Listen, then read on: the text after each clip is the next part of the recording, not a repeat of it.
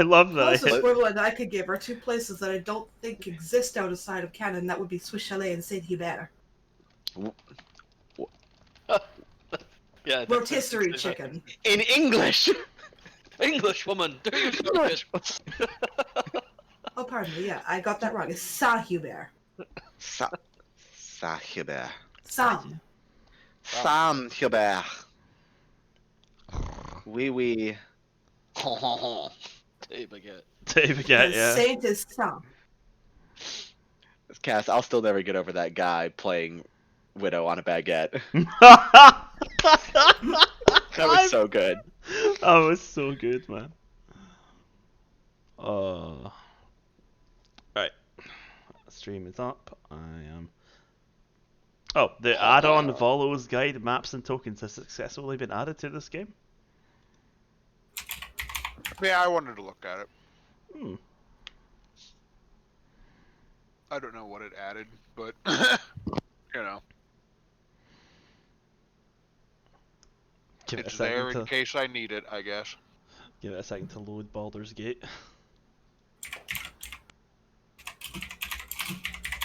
Baldur's Gate.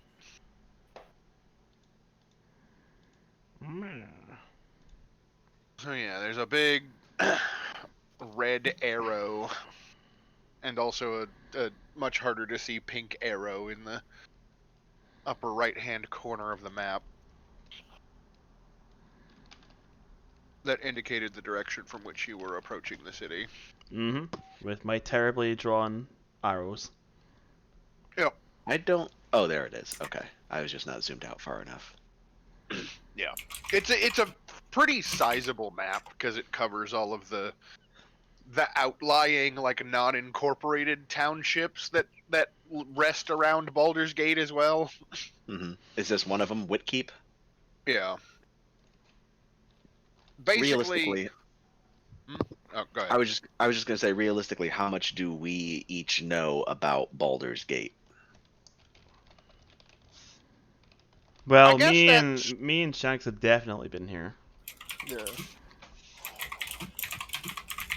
Yeah, so I guess, like, to establish to begin with, right? Like, when we left off, you had kind of finished clearing out the demons from Fort Morninglord. You had rescued, like, another group of refugees who had tried to take solace within the walls of the castle before the castle was seemingly attacked from within by by a handful of the refugees themselves, who stormed the temple and committed a ritual that opened a strange portal to another realm that allowed the devils and demons to flood in.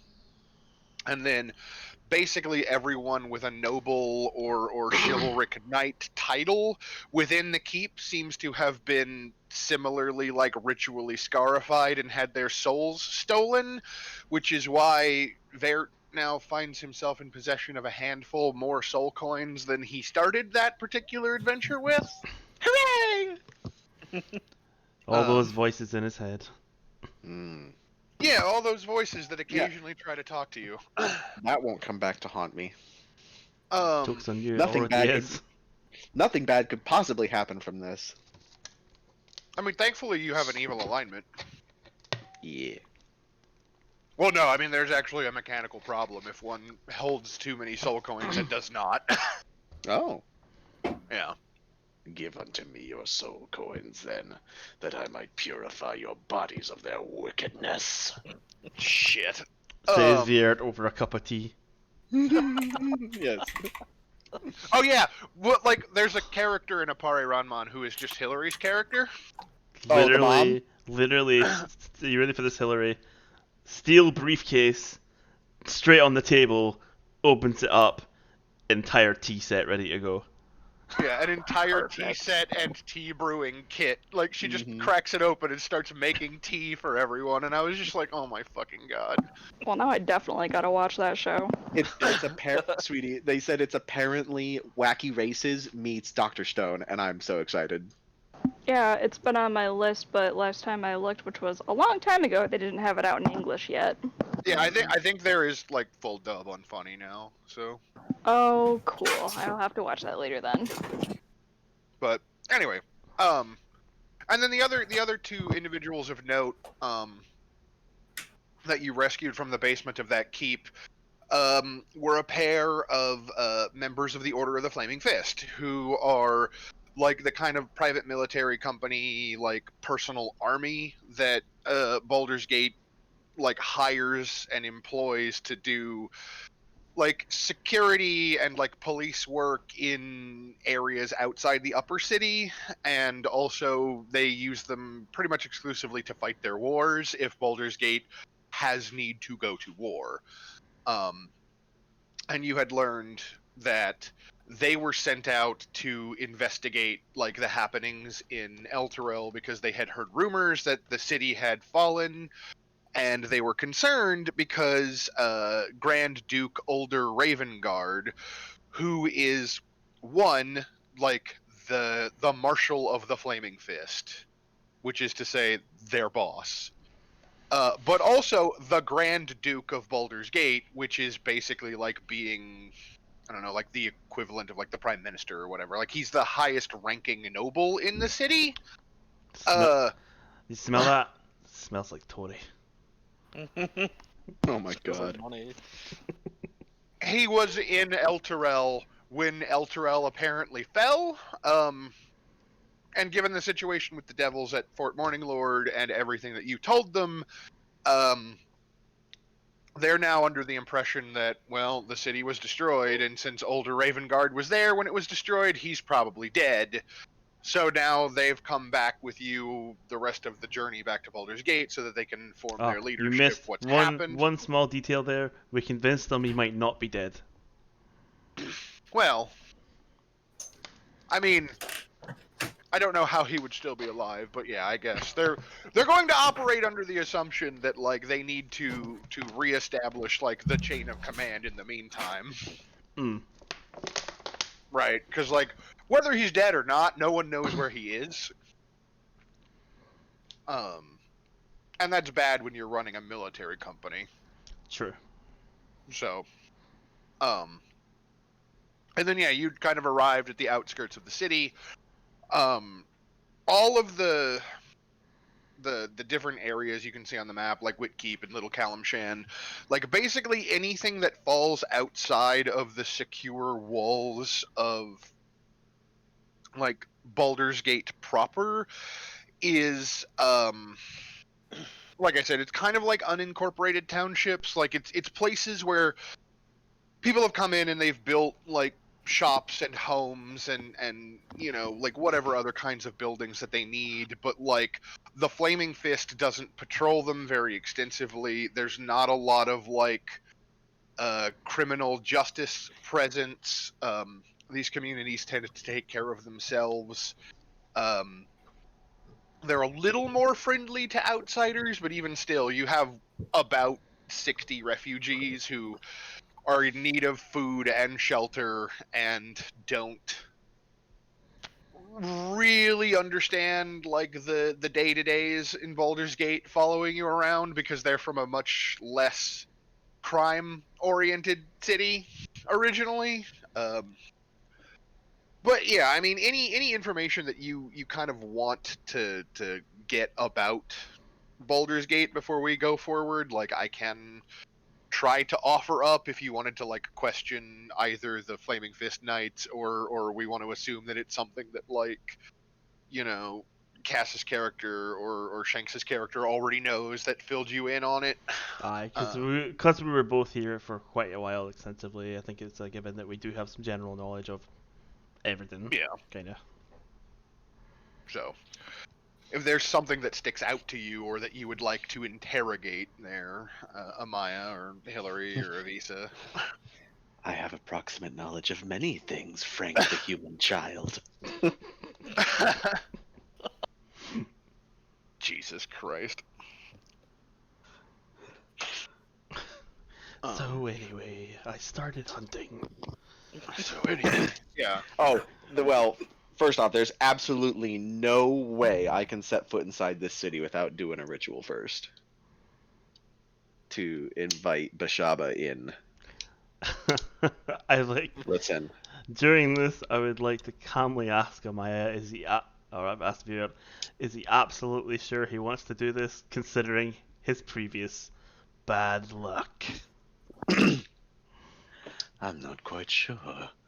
I've never been to a city of this size. It's intimidating. What do you know of it? And then Marcus fills in the words in my mouth because I don't know. Yeah. So, Baldur's Gate is one of the largest cities on the Sword Coast.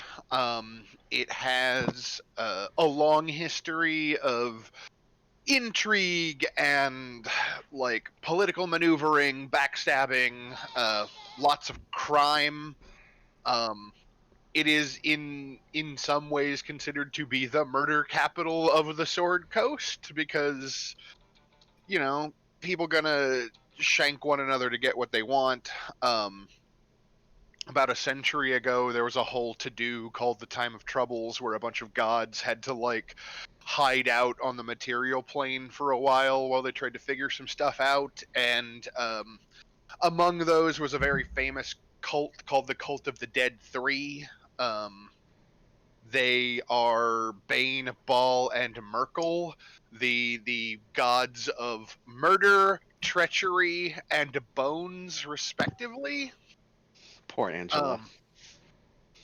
They are like lightly revered in the underworld of Baldur's Gate, but worshiping them is generally considered to be like illegal. It's a port city, so like there's lots of stuff from all over the world that can be found here fairly easily. Like I said, there's the Grand Duke, and then there are three other lesser dukes under him, and then Baldur's Gate has a parliament, and that's kind of how their government works. Yeah, smells like Tory, I guess. The outlying communities like Little Calimshan and Whitkeep here, like I said, they kind of act on their own. And then the lower city of Baldur's Gate is heavily segregated from the upper city of Baldur's Gate as well. Like the nobles don't want to mingle with the poors if they don't have to. The riffraff. Yeah. And in the upper city is mostly run by a group that are referred to as the Patriarch families, where they're Marcus, they're the Mhm. patriarchy? yeah. Jesus They- fucking Christ. I didn't even make this shit up. I'm going through like the gazetteer real quick here. Oh my god. But yeah, the Patriarch families like control the industries in Baldur's Gate, right? Like there's one that's responsible for like silver mining, there's one that's responsible for gemstone mining. There are a couple that are responsible for foreign trade. There's one that's clearly very Scottish and they're responsible for sheep. Fuck's sake. Like it's that kind of situation. So it's a very like stratified community where it's like you have the people that live outside the city are considered lesser than the people that live inside the city, and then the people that live in the lower city are considered lesser than the people that live in the upper city, and then people who have a good family name consider themselves to be the best. So that's kind of how that structure works out. But Okay. as far as everything goes, it is the kind of city where you can find basically anything for sale because of its open ports. People are willing to take money to be mercenaries or murderers, and Oh my god. I just realized Baldur's Gate is literally Detroit. kind of It's even on a river. yeah. And That makes so much more sense. it's the kind of place where you need to keep your hand on your coin purse at all times because short little individuals like Bo Sing Ba might sneak up and try to steal all your money when you're not paying attention.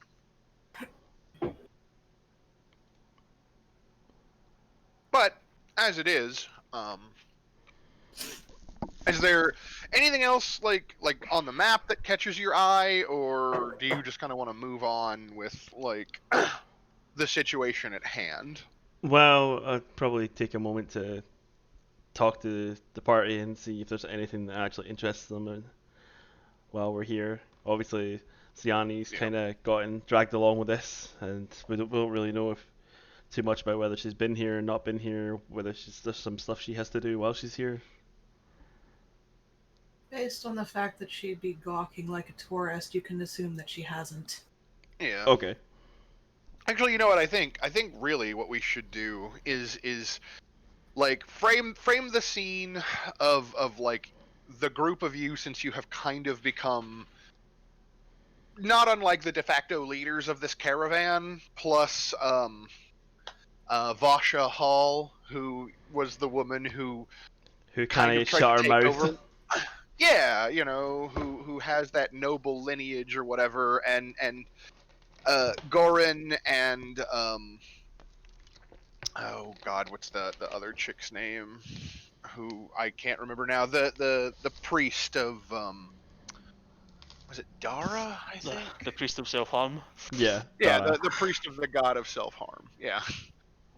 Yeah, so it's Dara and her shepherd friend and Vasha Hall and the group of you, and you're kind of gathered together at the edge of a hill, like overlooking the city, with the caravan kind of in the back, like milling about, doing their thing.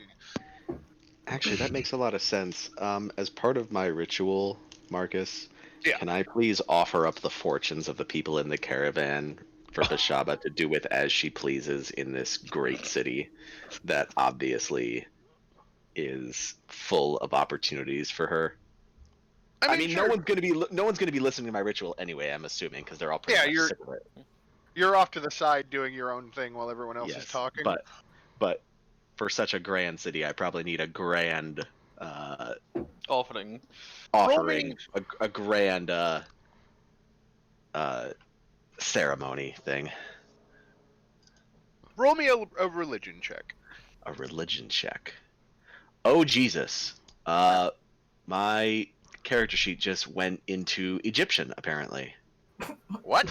What? Yeah, like everything went into weird like wingding symbols for a second. Religion, I have none of that. That's just the soul coins. Don't worry about it. The soul coins are communal. Actually, yeah, take advantage because you have the soul coin of a priest who will help you. Who will try to help you be a more useful religious individual. Did it actually roll? It's not rolling for me. Hold on, let me refresh this. He thinks it may have gone tits up. Yeah. Cursed. Oh. Well, that could be why. You're not What logged in anymore. Yeah, it logged me out. Bashaba already speaks. sorry. Bad luck, I guess. Bad. No. Well, I probably had my other game open in a different tab and forgot. Fair. All right, let's try this again. If my character sheet will ever load. Ba-da-bum. There we go. Advantage. Religion. Yeah. Oh, Okay. jeez.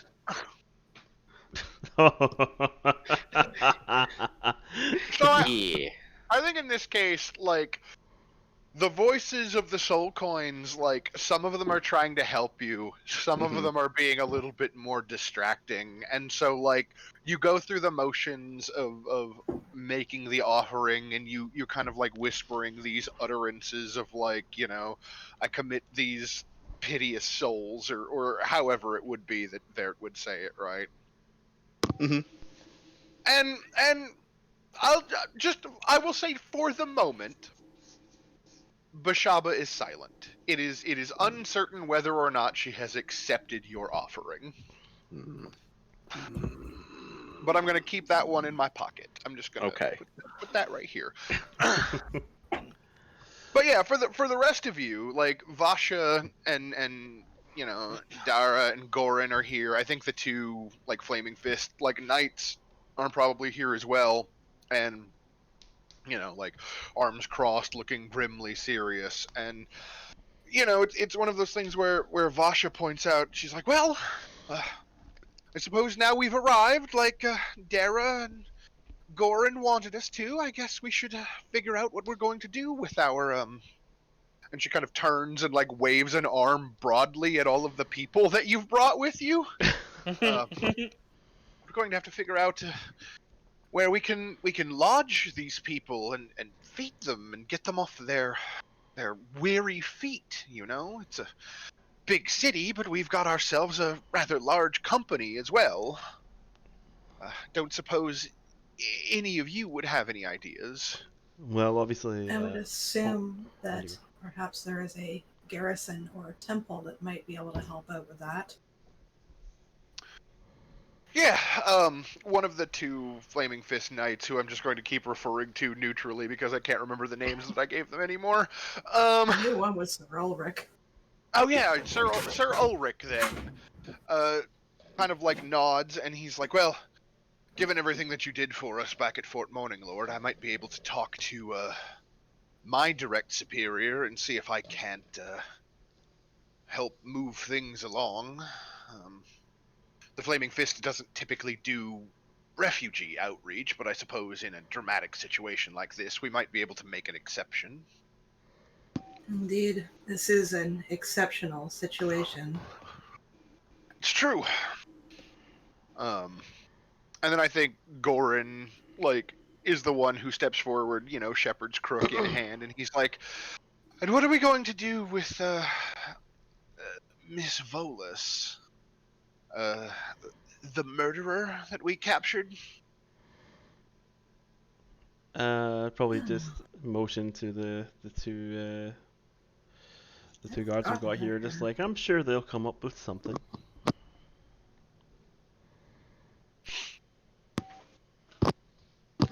Are we quite sure we want to enter this city to begin with? I mean, the last two cities we've been to haven't had much luck. He And brings there's up a only good so point. many, and there's only so many constant factors to consider. Us and you. I give a small chuckle and I just say, look, it's Baldur's Gate. It's gonna be bad luck. Arms to the side. That's the place where dreams go to die. Come on, let's go. Mr. Barr, don't you think you're being a little hasty? We Nah, don't even know it'll be fine. anything Let's go. about this city.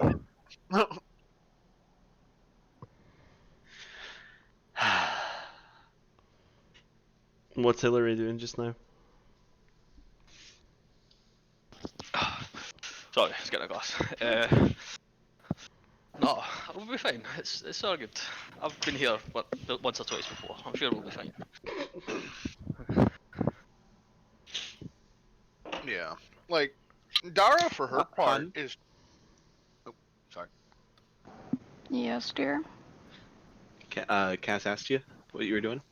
Yeah, I've got no fucking idea. I kind of spaced out for a few minutes there, so, We're outside Baldur's Yeah. Gate and deciding what to do.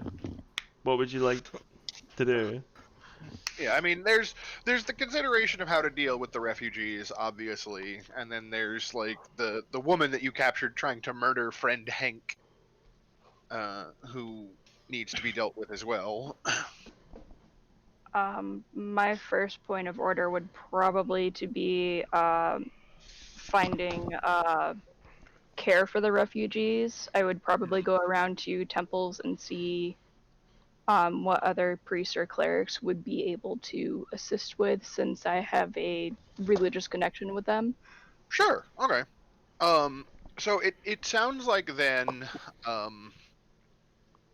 unless anybody has other ideas, that you might have the refugees kind of break camp here for a time while you head to the city with Yeah. the two knights and perhaps your prisoner in tow and go see what's what. Yeah, that makes the most sense, because it's not like they aren't used to sleeping in wagons anyway. Yeah. And at least they've got So- shelter over their head. Yeah, fair enough. So yeah, you kind of get them all gathered together and have them, make camp and just, kind of do the wait till we get back situation. And warn them to stay vigilant. Yeah. And while you're doing that, I think the Ulrich and his friend are like, if it's all the same to you, we could take the prisoner and go on ahead and make announcements with the Flame Captain. Um, when you arrive, you'll be greeted more warmly, perhaps? Or would you rather we stay with you? It might be best if you go ahead. Yeah. And they kind of nod, and they're like, shall we take the prisoner then? Turn to Or do you want to manage her yourself? I turn to Vieert and say, well, what do you want to do? We have no use for this filth. Let her find judgment elsewhere. Fair enough. And they take Volus and they head off, and so that kind of leaves the group of you alone as you begin heading down towards the city, which conveniently enough provides the opening for you to hear this sort of like quiet applause coming from nearby, and a very familiar voice who does his whole routine of stepping out from behind a tree as though he had been waiting there the entire time. Speaking of filth, It's you. That's that fucker Yeah. again. Oh no. Yeah, and it's the spooky motherfucker wearing the suit and the sunglasses who kind of like cocks his head at you, Vert, and he's just like, oh, Master Vert, you wound me. methinks not as much as you will wound us by the end of this escapade. I don't understand why it is that you've suddenly decided that I'm your enemy, or at the very least that I mean you harm. Maybe because the multitude of us have almost died several times since you set us on this path. Ah, It doesn't look like a very inviting situation, you must admit. Can I just gesture like what must be just patchwork clothes I'm wearing? Like right. uh, And he shrugs a little bit. He's like, fair point. Fair point. I had assumed when I met all of you that you understood the stakes of heroism, but perhaps I was wrong. Not a one of us has to be heroes. No one ever does, Siani dear. People who wish to be heroes don't deserve to be called it. Some of us can barely stand to be sober. what's that? Nothing, Master Ball. I'll drink to that more. Irony will be the hardest to straight face. Regardless, thought since we had a moment, given that you've removed yourself from others that might have interrupted the conversation, we might continue where we left off previously. Yes? I can congratulate you for having made it this far. Not only have you escaped from El Terrell, but you've brought these souls along with you, saving them from perdition. And beyond that, you even found another game board I wasn't even aware was being played, and seem to have dealt with that handily as well. And to what souls are you referring? The refugees, of course. Of course. Well, And what of these souls? do you Coin show pur- him? Yeah, coin purse jingling. We gotta know more. We gotta know more. It's like, well, that's an interesting thing, actually, now that you mention it. Would you care to step into my office? No.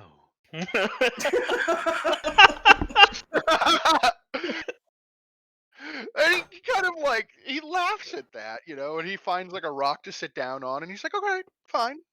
We don't have to make it comfortable. We can continue discussing here if you would rather. Where is But I your could. office, out of curiosity? Does he actually have an office? Like, are we standing in front of an office building, like in No, Baldur's Gate? you're standing on a hill, outside Okay. of Baldur's Gate, and he is sitting Okay. on a rock at this point. And he's like, Okay. "Oh, so now you're curious? Well, you know what? Despite your protestation," and he snaps his fingers, and like when you turn around, you're in like a different place than you were a second ago. Oh, Jesus Christ. Demon, the demon.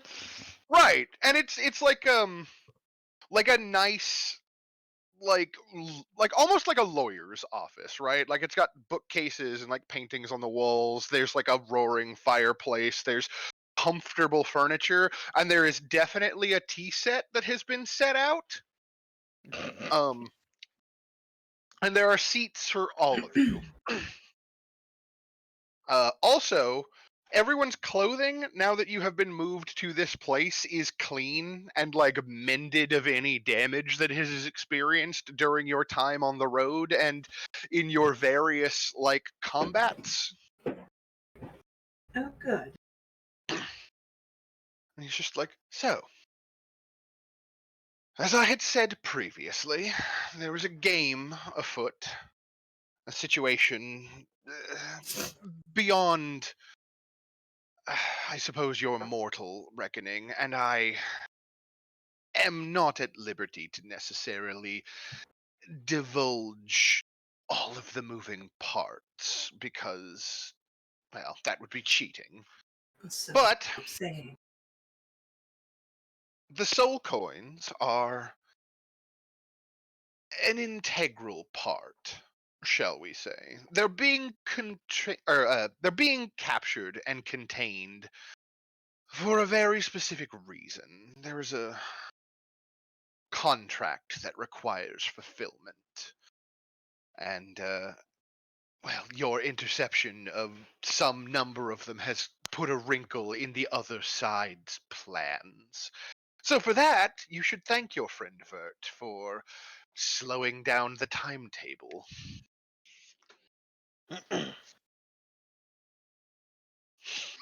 Well, Thanks, Bart. I'm it not was a sure bold what for. move, I'll say that. The bold move, Cotton. Let's see what plays off for him. I'm not sure what for, but you're welcome, Master Ball. Oh yeah, but yeah, he kind of like leans forward and like picks up the tea kettle and like begins like filling like the teacups, like kind of taking like, you know, Hillary's character's job for the moment, because he's like, it, you know, far be it for him not to play like a generous host when you've come to, you know, his place of business, right?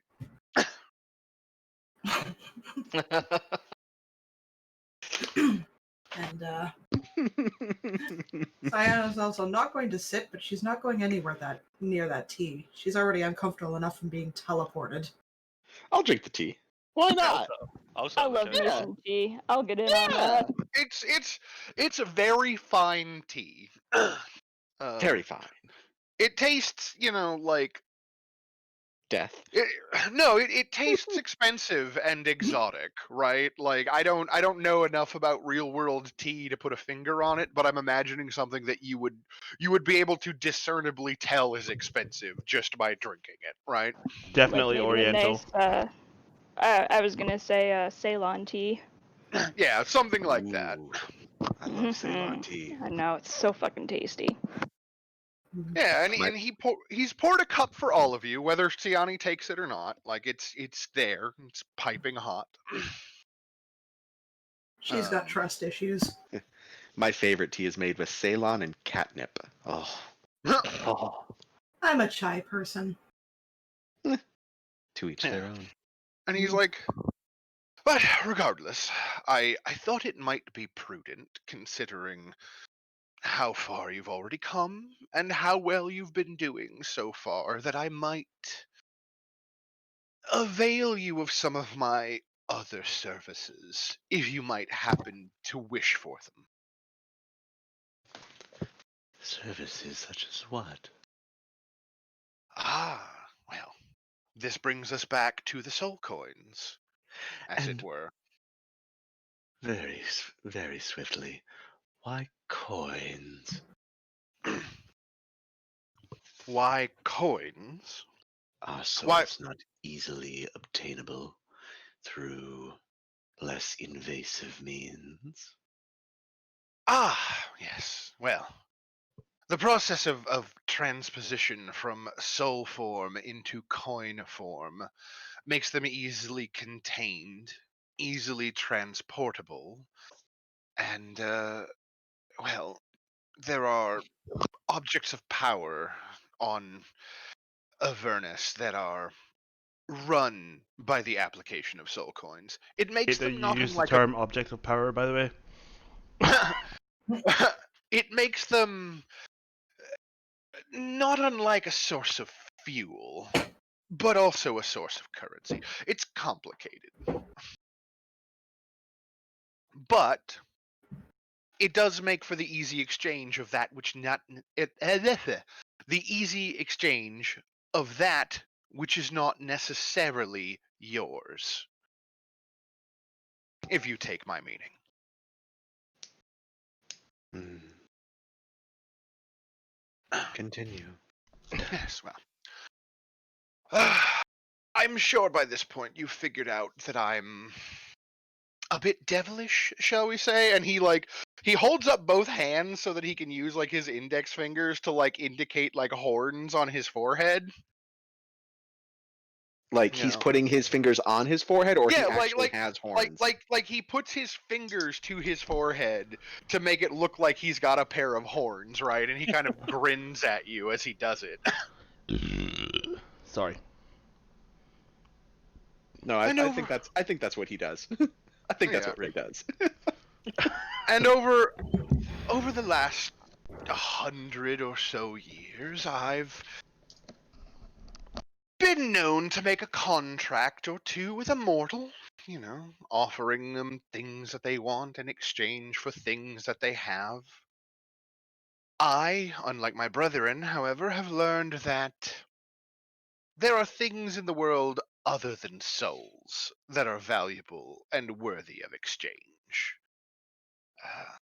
Which is to say that I truck in coin, for instance, or soul coins, or knowledge, memories.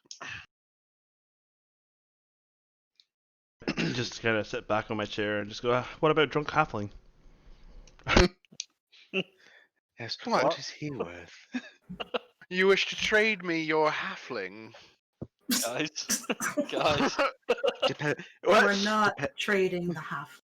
It depends on how much we'd have to pay you for him. Fuck's sake. You gotta chuck. You know, it's like I those knew things that it's people going say, to like, be- I'll pay you to get rid of. Another resounding smack from Cyone facepalm. Oh, I he thought you kind were of smacking me. chuckles and he's like, regardless, what I'm trying to say here, in the same way that when I brought you hints, I mended your clothing and soothed your wounds and have offered you this fine tea. There are items that you require, I can procure them. Gold can be exchanged. If there is information that hides from you, I might be able to do the same. Bigger favors require slightly more intensive resources, such as the coins that Vert carries. But also, the contracts can be quite powerful. If there's something, say, in your history that you wish rewritten, I can do that as well. Oh, shit. Paul, please don't make any deals immediately. No, I don't enough not to do whatever, man. Like, what? I'm gonna kind of side eye Lucina and ask, well, maybe something easy then. The woman, Lucina, I believe, found some information on her, but perhaps you can provide a bit more. a simple enough task, I should think, as a show of good faith. Which woman? Specifically One the with the double armor? yeah, I'm talking about the demon lady who the warlock was Oh, going to. the one on the other side of the portal. Yeah, Aye. Lucina, I think, figured out something about her, that she was a fallen Yeah. angel of some sort, right? Do you remember, hun? Yes, something like that. Yeah. Yeah. Ah, now that is an interesting question. What do you think that information is worth to me, Mr. Vert? I don't follow. As I said, these are exchanges of sorts. I can provide you with information, but there must be an equivalent exchange. Is it worth gold to you? An art object you might have found? Would you proffer one of your soul coins? The more you I pay, the more I can tell you. I pipe up and say, well, we did find this endless supply of whiskey in a bottle. Oh my god. That was whiskey?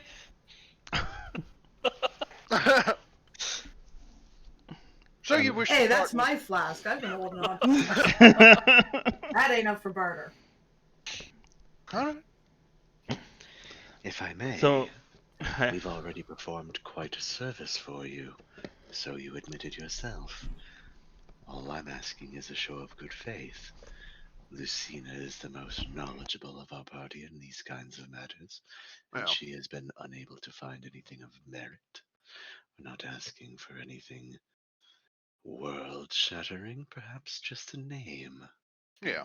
So he leans forward then, and he's like, you know, you're right.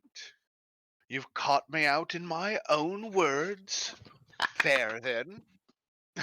And he smiles at you, right? Like, like he's trying to make it seem like maybe you did get one over on him, or maybe he explicitly laid a word trap to catch himself so that you could like make that sort of like demand, right? Like it's questionable how this guy's Mhm. mind works, but he kind of nods and he's like, fine then.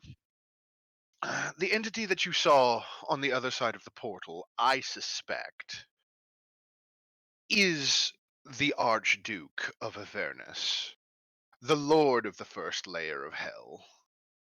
And perhaps, given your family history, Master Vert, you might have thought the name of that entity would have been Bell.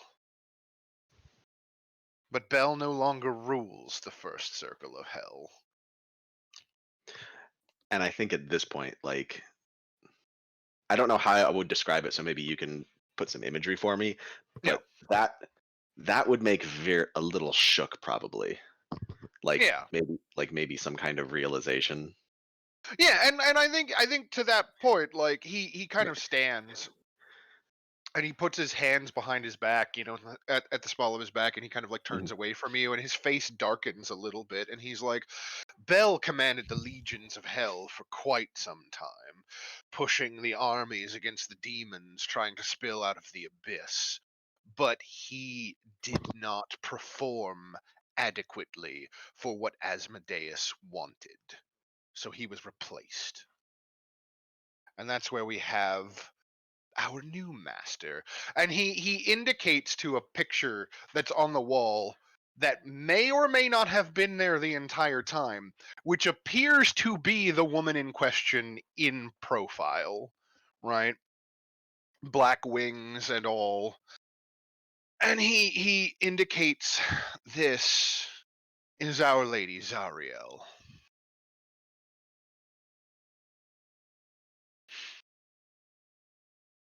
She was once a celestial, but is no longer. And it is by her whip and her scepter that she pushes the armies of hell towards the brink. Does that answer your question? Several questions. I should think.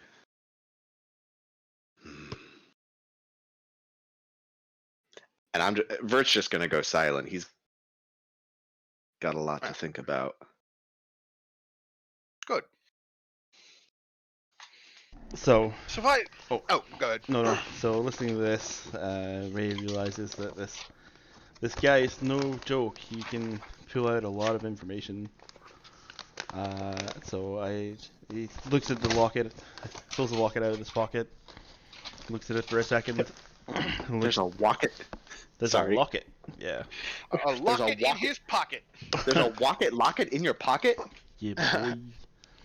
And he turns to the demon and asks, listen, what would it cost to rewrite time? He looks at you, and then he looks at the locket, and he kind of tilts his head to one side, and he's like, to what extent?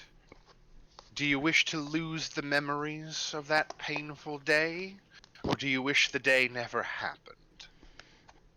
I wish the day would never have happened. Ah, well. One is easier to do than the other. Suffice to say that if you wished to forget the pain, or have not been there to witness the village burning, I could do that, simply by taking the memories from you. Master If you were- Ray. If you wish that those people had never died, that village had never been burned, well, it's quite a noble goal, but it's one that will cost quite a bit. I could trade your soul for it, perhaps? Or the soul of another? Oof. Is anyone else intervening on this? Ray, if I Make may. deals with demons. Well, yes, besides that, Ray, our experiences in life mold us to be who we are, both good and bad. I worry about taking away your memories or trying to reverse history because what will that do to you as a person? Not to mention trading your soul to a devil is, not advisable. I take a moment to appreciate the input and the way. I'm no fool, most of the time. I am well aware that dealing with devils leads down the road to terrible things. I was just curious about how high he would go.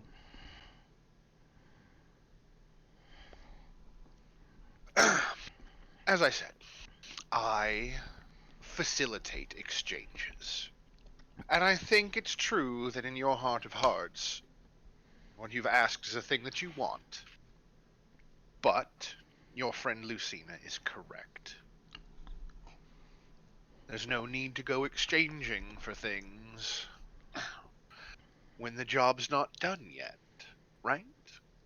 Perhaps you can save other people where you were unable to save those few before, simply by moving forward.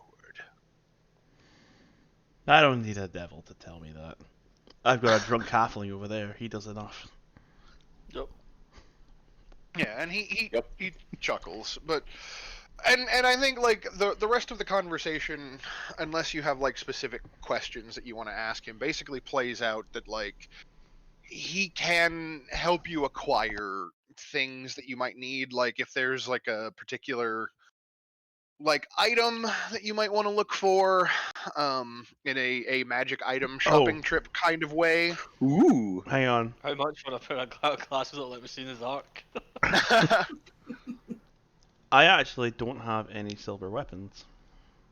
Yeah. What's the limit on this? Cass, you still have that pin I gave you, right? Probably? Yeah. Question mark? Well, okay.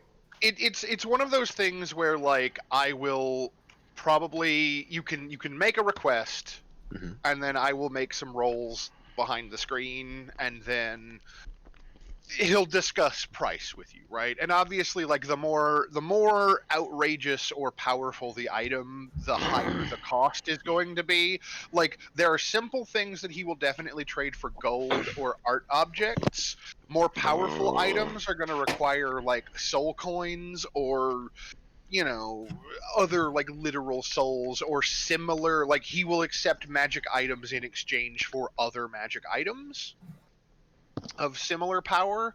And then the final service that he offers, which is the one that he's kind of been alluding to the entire time, is if there is something about your character that you decide that you're not interested in anymore, like I don't want to be this subclass, or I don't want to be this class, or even I don't want to be this race anymore, he will take those memories from your character and rewrite them and remold you into whatever you would like to respec your character into, with the only limitation being you can never go back. All exchanges are final. He's a Fantasia dispenser. A single-use Fantasia dispenser. You can keep going forward. Like Vert could be like, I don't want to be a ranger anymore. I want to be a warlock, and then decide that warlock sucks, and then become a wizard. But he could never go back to ranger. Ah, So Well, That's awesome. I would like to ask if there's any way I could convert my favorite rapier into something that can slay demons. and you just want it like silver plated. Basically, yeah. Yeah, I mean, like if you, he will just straight up. He's like, do you have 100 silver coins? I have gold. 1 gold, 100 silver. Yeah, 1 gold. Is that Yeah. how it works? It's a base 100 system. No, it's base 10. Okay. Oh, is it? Right. Yeah, it's like 10 copper to the silver, 10 silver to the gold. Right. And he's like, well, I mean, here, just 10 gold pieces. Then I need enough for starter capital, as it were. Done. And he like you set the money on the table, and he like waves his hand over it, and it converts from it literally before your eyes as his hands pass over it, converts from 10 gold pieces to 100 silver pieces stacked up. And then he like pushes his hand downward, which like converts the surface of the table into a basin that fills with like the rapidly liquefying like silver metal of the coins that he just melts down with raw power, and then just like, your weapon, and holds his hand out, and if you give it to him, he just dips the blade into the silver, and it all just like soaks up and adheres to the blade, and then he offers it back to you. Cheers, big ears. Well, that is most impressive indeed. Yes. As I said, I specialize in exchanges and the acquisition of things that people want. But this was a particularly pedestrian request, so it didn't require much effort.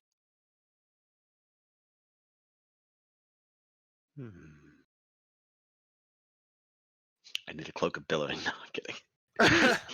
Listen, in my other game, my character spent like 3 hours trying to convince my DM to give him a magic item, and my DM was like staunchly opposed to it because he thought I wanted like a moon touch or a belt of cloud giant strength or something like that. All I wanted was a cloak of billowing. Yeah.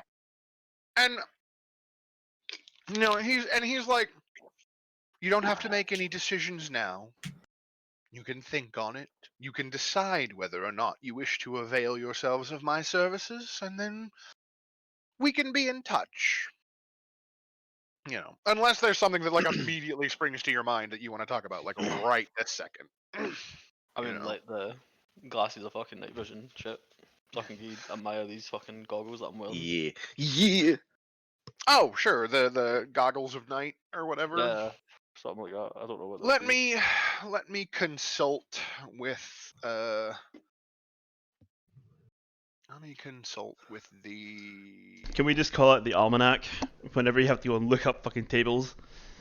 Yeah. Let me the almanac. Hey, do you have that? It's in the loot channel. Okay, cool. Yeah, I'm trying to find it now. It should be a common item, I would think. Item cost page. Magic items.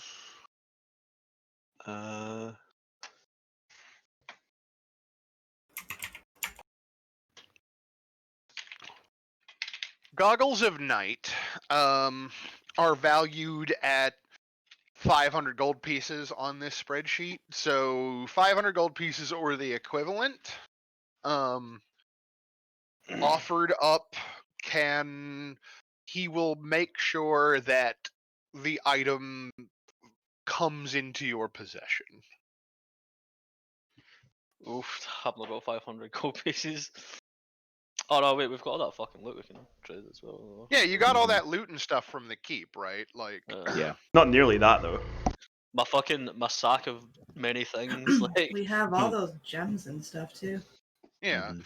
Like I with said, the it silver doesn't have bars. to be in raw coin, right? Like 500 gold pieces or the equivalent in like art objects or like armor, or like if you wanted to throw in like the spice pouch or the flask or that transforming like cane sword thing, like anything that you think can total up to the desired gold piece amount. If he accepts the deal, especially for an item that is uncommon like this, he basically is just like, I'll make certain that in due course it falls into your lap, Mr. Baugh. I So I want to offer the important religious devilly shit because I have a knight's tabard and knight's finery, the Hellrider ones. Yeah. See, so I just hang on a sec. Let me check. I'm gonna I did roll. pick up a chalice and a scepter. I'm gonna roll persuasion and say to him, these two objects are incredibly religious pieces dedicated to the order that I'm sure you're well aware of and acquainted of. Perhaps they can make good. Perhaps you can make some good use of them in this fine transaction. That's Trying to not bad. get that discount, boy. That's not bad. Yeah, okay. I think because what was it? It was a tabard. Did I assess the value for that tabard? I can't remember. Hold on, I got it. Yeah. On the 2 sets of night finery, it was worth 15 gold each. I've also Yeah. got a chalice, a scepter, and a censer, which altogether is like what, 270, 330 gold. Yeah. Okay. So yeah, if you are here's what I'll say with that persuasion check, with those sets of finery, those tabards, and the scepter, the chalice, and the censer, you offer up basically all of that religious trappings from that fort and set it on the table. He considers it for a moment, kind of doing that chin scratch where he's like trying to determine whether or not he thinks it adds up to an appropriate value. I will be right back. There's somebody at the door. Yeah, no worries. And he nods and he's like, I suppose that I can do you this good service for this amount if this is what you're willing to trade. Yeah, I'm on. Yeah. And he if no one stops him, he just kind of like waves his hand over the table and the items disappear. And he kind of like gives you a look and he's like, you'll have to forgive me that I don't have the item on hand at the moment. But, and he extends his hand out to you with the intent for you to take it and shake it. Mm-hmm.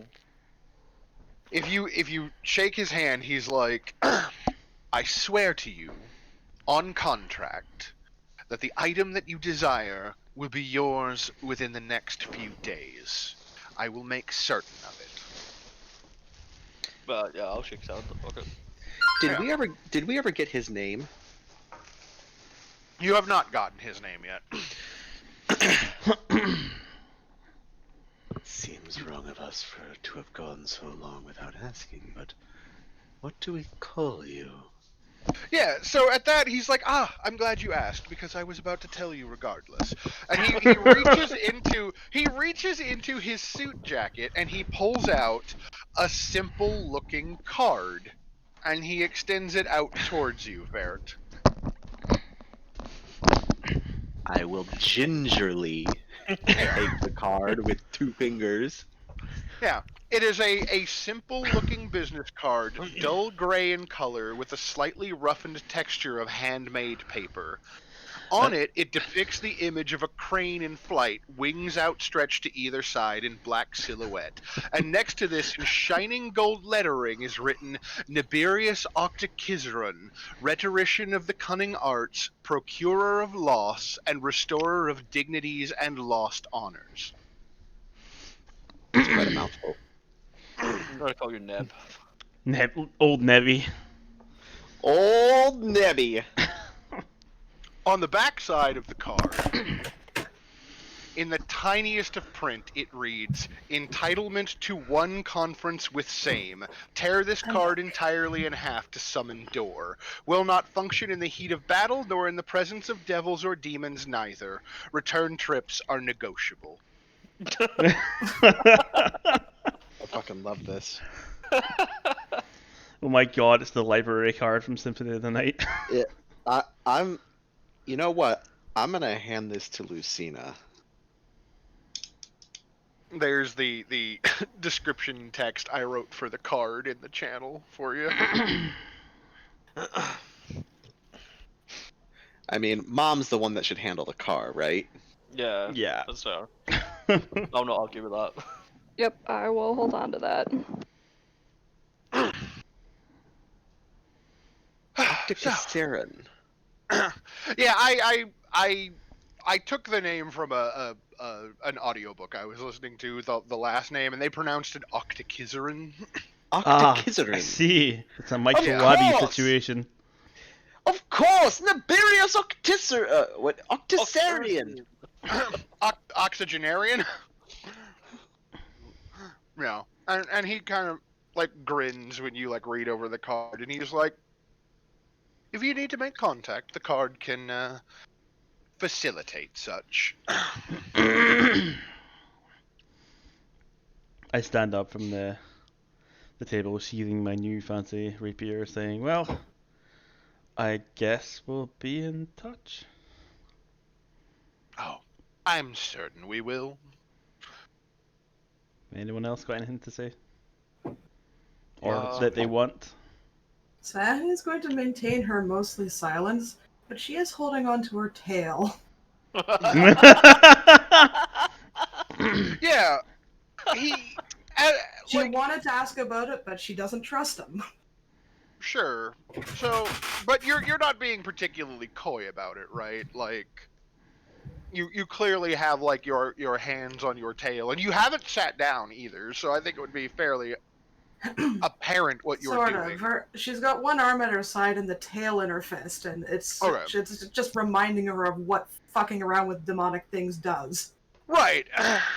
So I think he kind of like looks at you and finally like you haven't said much all this time, and it's almost as though he's like regarding you like he'd forgotten you were there throughout most of the conversation, because everyone else has had things that they wanted to say for the most part, and he's like, yes, how could I forget? Would you like me to correct that problem for you? Honey will regard him with a long, steady look, cock her head to the side a little bit, then bluntly say, nope. And he kind of like chuckles, and he's like, fair enough. I just thought I would offer. Appreciated, but still no. Look on the bright side, Siani. And Ray just like reaches into his back and pulls out the ichor coated dagger that he made before we left the fucking building. She's going to immediately move about 5 feet away from him. If you lose the tail and want it back, we can try and get it back. Yeah. It's gonna move about 3 feet closer. Yeah, and If glares could hurt, did somebody else did somebody take like a bottle of the ichor? Yeah. Like I did. yes. right, okay. Yeah, so he kind of like regards you, Ray. And I guess like both of you a little bit, where he's just like, ah yes, that. You should be careful with that. We know. Lucina will give Ray and Vert a very pointed look, I'll just be like, especially Ray. just look back and I'm just like, so about that memory wipe. Curious Which- as to what. Oh, sorry. Go ahead. Oh no, I was gonna say, which memory is it that you would like removed? Our memory of him doing that. don't worry about it. Don't worry about it. It's fine. Curious, you should say that though. Any particular reason why? I don't know. Maybe the 2 times giant gelatinous meat balloon. Yes. You know. Yes, obviously for us. But it's curious that he should warn us of caution for this particular substance, don't you think? Yeah, and he smiles. He smiles broadly, and he's just like, understand, as I have said previously, I'm hoping that I can use you as my champions in this game. And if you should happen to find that your ears become wings and fly away on their own, you become less valuable. In other words, he's well aware we are very foolish mortals. What does this do exactly? What, the ichor? Yes. It makes changes, Vert. But why? Cyan is going to Or audibly rather- snort at that. But why? Or rather, how? Are you familiar with the Abyss at all? A bit, yes. Yes, well then you know that the Abyss, not unlike Pandemonium, is a swirling place of chaotic energy, hate, rage, destructive tendencies. The creatures that come from such a place are unpredictable, horrifying to behold, and terrible to do battle with. And these are the creatures that we devils in Avernus have been protecting you poor mortals from for centuries, if not eons. But when we kill each other and our blood mingles on the shores of Avernus, it creates that. My hero. I mean, he basically just said he's protecting. It's very sarcastic. Yeah. Yeah, and he just kind of chuckles when you say that, and he's like, regardless, that kind of power, mingling together in ways unintended, has created a substance that has unpredictable consequences when used on the flesh of mortals. And is there a way to reverse it? Minus your generosity, of course. Strong enough healer, perhaps. Hmm. And he motions towards Lucina. In time, she will likely be able to cast the rituals necessary, assuming you keep her alive long enough. I intend to. Good. Then you should have little to worry about. Your friend could seek out a healer in town, in fact, if you had the gold to spare, and she could have it removed in a much more mundane fashion. I might have simply taken it from her along with the memories of having it ever had happen. I'm sure there's some devil down in hell that would have found it quite funny to consume such a thought. If she breathes.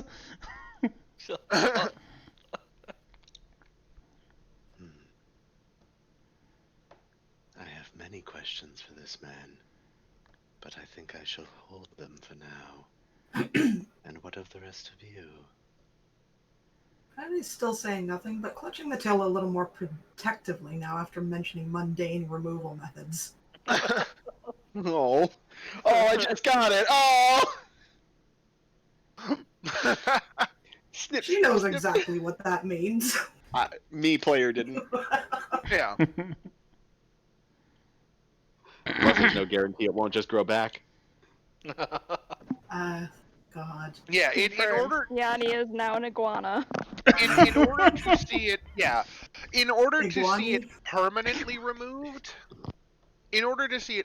removed, either you would have to get, Nibirius to do it, or like a sufficiently high level cleric with remove curse could do it.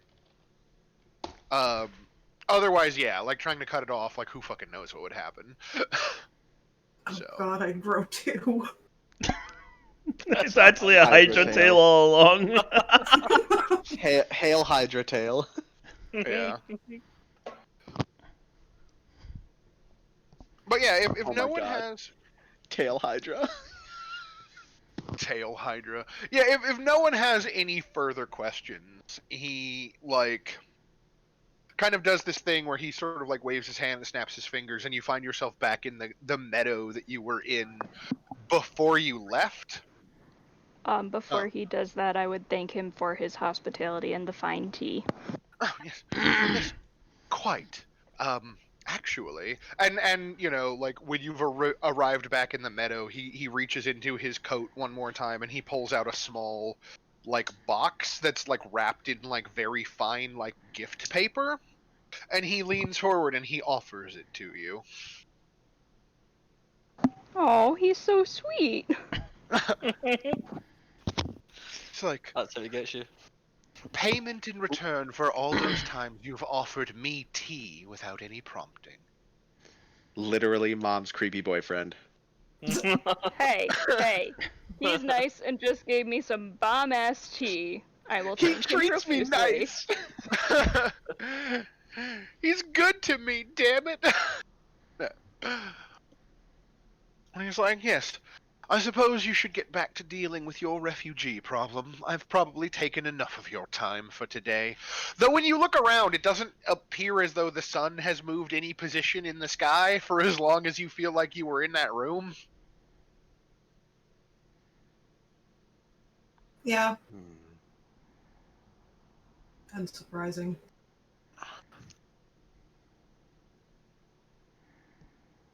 Thank you. Was that so The hard? information is appreciated.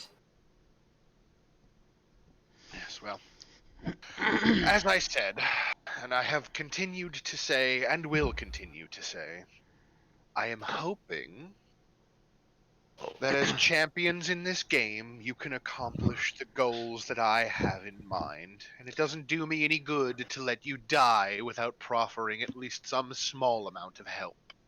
Actually, there is one more thing. Yes. Well, these goals, we don't know what they are. We have no compass, so to speak, of where to go. Well, let us suffice to say, for the moment, that situations not unlike the one you encountered in Fort Morning Lord will be presented to you. And if you respond to them in the same way that you responded to the situation you've already encountered, your goals will align with mine. I see. How lucky for you. Quite. Would you like to make an insight check to see if you can... Yeah, I kind of would if I can. Yeah, by all means. Let me take off advantage real quick. Insight. Come on, big money. Ooh, that's not bad. Oh, that's not bad. Yeah, that's nice. Okay. He is being straightforward with you when he says that. Mhm. He believes that, like, things are in play in Baldur's Gate that, like, if you respond to them the same way that you did to Fort Morning Lord, like, which is to say, like, getting all up in other people's business and fighting some devils, like, it will help his goals. You also get this feeling from him that like he wishes he could tell you more, but he physically can't. Listen, completely out of character. Vert's just stoked because he feels like he's gotten a couple over on this devil. Like he pulled a lot of information out of this devil without having to give anything in return. So he's pretty stoked right now. Yeah. Like he got that demon drunk and talking in his mind. You know what I mean? Exactly. And like you get the feeling from this insight check that like you've kind of reached the point where without making like some kind of like significant payment or huge sacrifice, you have gotten everything out of him that he is capable of telling you for free, right? Like beyond this point, contracts need to be entered or broken in order for more information to become available. Yeah, Veer walked right up to that razor edge. Yeah, pretty much. Okay.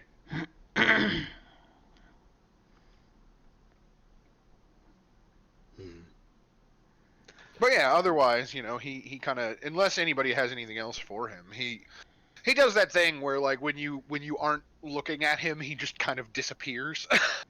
Oh my god. He's Batman. Yeah. Yeah.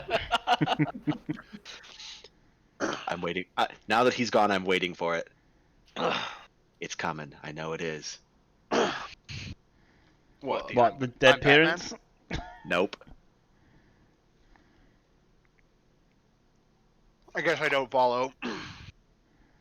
Do it, Paul. I know you want to. What? Oh, right. Oh, fuck. Where did you go? No. No, I don't know then. Oh. Siani revealed that she had an unlimited flask of whiskey. I thought that would be the first thing out of your mouth. Hang on. Hang on a minute. That's got whiskey. You mean to tell me? I've had a couple of dry days on this fucking road, and you had whiskey in a flask that's never ending. My God. So yeah, Oops. I think we follow this kind of like petulant little argument about the flask as you kind of. Hasn't she actually offered it a few times? Oh, I don't know. I Maybe. forgot. He was too drunk to remember. Yeah, I've probably forgotten. Oh At my which point, Cyan is just going to heavily sigh and then look for a door. Oh yeah. Well, no, you know, if you if you take that card from Hillary's, I was gonna say, Bam. we're back in the field now, right? Yeah, I was gonna say you're back out in the field now. Oh, so, okay. Okay, he scratch the door then. Did just walk away. Yep. Yeah, you begin walking towards the city, and we kind of like follow this sort of like, hey, wait, what about that flask? Kind of like, you know, camera like rises up, and we see you like head down towards the city. You head through like Whitchapel. You head past Little Calamshan is like a little. It's its own walled enclosure that has like minaret-topped towers and like a very like heavily Arabian in style like feel. It's kind of like I don't know, like you know, there were like a bunch of like mosques and other like kind of like Muslim architecture in Spain. It's definitely like that kind of like out of place vibe. Yes, I know that quite well, actually. Yeah. And like it's one of those communities that like actually does like heavily police itself, but it also very much like keeps to itself if at all possible. Like they close the gates to Little Calamshan at night, so visitors can only come and go during the day. I actually have a societal question. Sure. A drunk halfling is one thing, I'm sure, in Baldur's Gate. Yeah. What's the reaction to a tiefling and a fucking deer man? I mean, tieflings are fairly common here.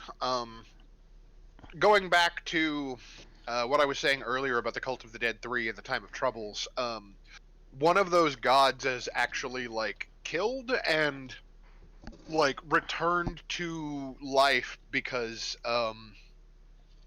like all of his many more than Zeus many children started murdering each other until they like collected enough of his divine rank back into one vessel for him to reascend to godhood. So, yeah, like tieflings in Baldur's Gate are not that weird. Deermen, on the other hand, you are probably getting some curious looks because I don't know that anyone around here has ever seen anyone that looks quite like you, Vert. It's very uncomfortable. Yeah. But it's one of those where I think because it is a city where like a lot of it is very much kind of an anything goes and people don't want to get into other people's business because nobody really wants to get stabbed. I think it's a lot of like people give you a quizzical look as you pass, and then when you realize that they're looking at you, they quickly look away and then just like hurry on down the street like they didn't see anything because they don't want you to think that you're trying to get involved, you know, in any way with their business or they with yours, right? Like, We get about. We're going to say we're going between like Little Camonsham towards North Chapel. I'll stop with Viert and go. Hang on a second. I need you to hold something. And I'm going to take. How am I going to do this? Yes, Master Ray. Can we go into just a general store for pen and paper? yeah, Okay. I'm sure you. I follow him? Yeah. So I give you my stringless harp. And I put a piece of paper on it. I'll attach this paper to it, and on it reads Baldur's Gate Circus.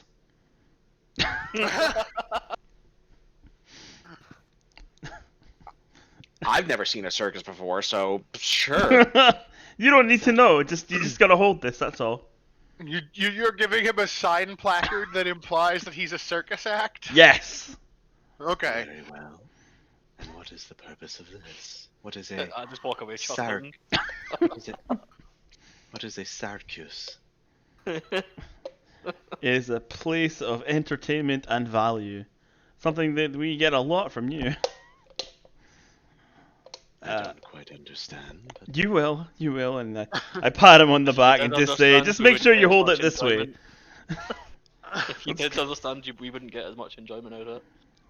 Very well. You know the city better than I shall take your word for it. I love that he's not even going to roll an insight check to see if Vert realizes that he's being made fun of.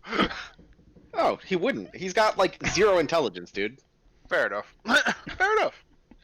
I mean, tricking a devil into giving away information is one thing, but Yeah. knowing the intricacies of social graces in a city Yeah. that's 1,000 times bigger than he's ever been in, nah, I'll take his word for it. That's fair. So yeah, I you think know, like, we're getting sick of the awkward looks as well, so this will help. for a little bit longer, you know, like now when people like look at you, like it's a little bit more of like an arched eyebrow and then a snicker and then like a half covering their eyes as they look the other way because like clearly you don't realize you have a kick me sign. So Honey very quietly says aside to Ray, "You are terrible." But it does make the rest of the passage to Stony Eyes, you know, a little less awkward. Stony Eyes? Yeah, it's one right at the neighborhood right outside Basilisk. Oh, I see. Yep. But it's here when you get to this particular neighborhood.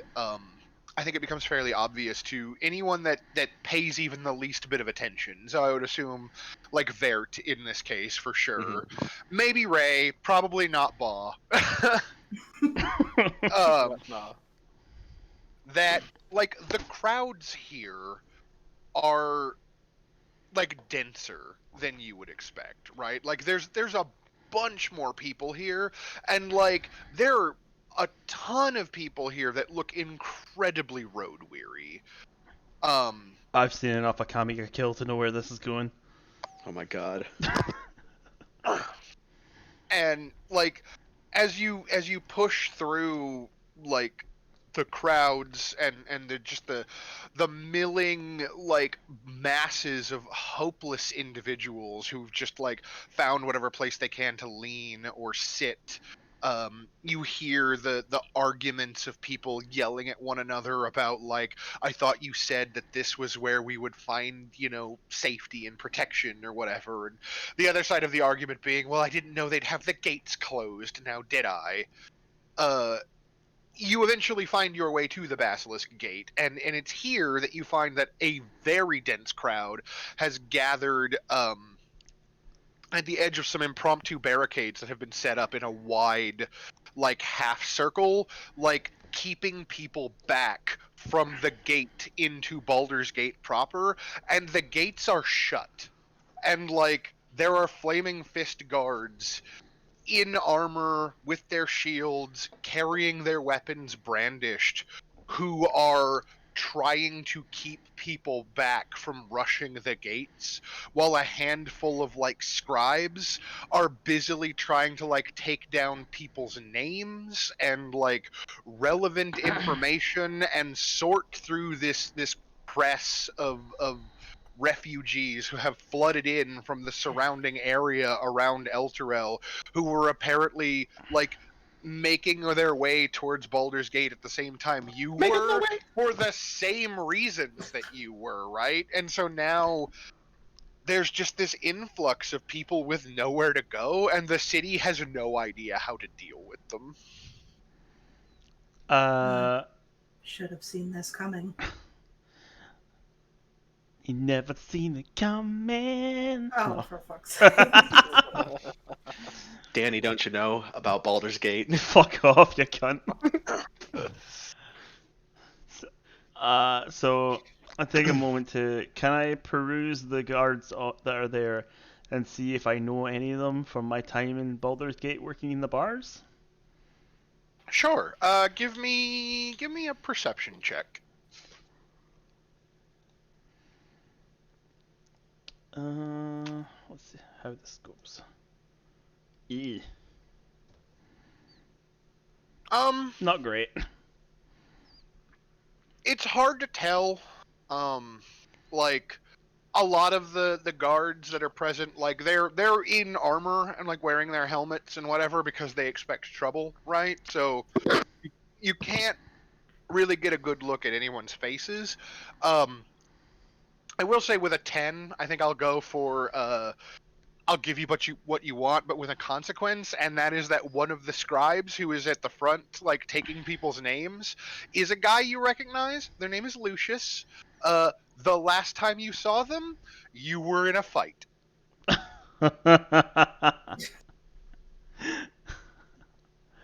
Oh, this is perfect.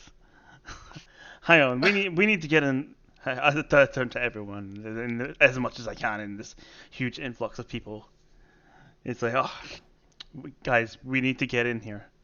But you're gonna have to trust me. Oh no. Have I let you down yet? 3 times by my count.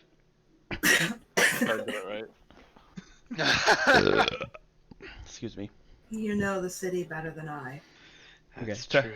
trust me on this. When I give the signal, you guys just walk in, okay?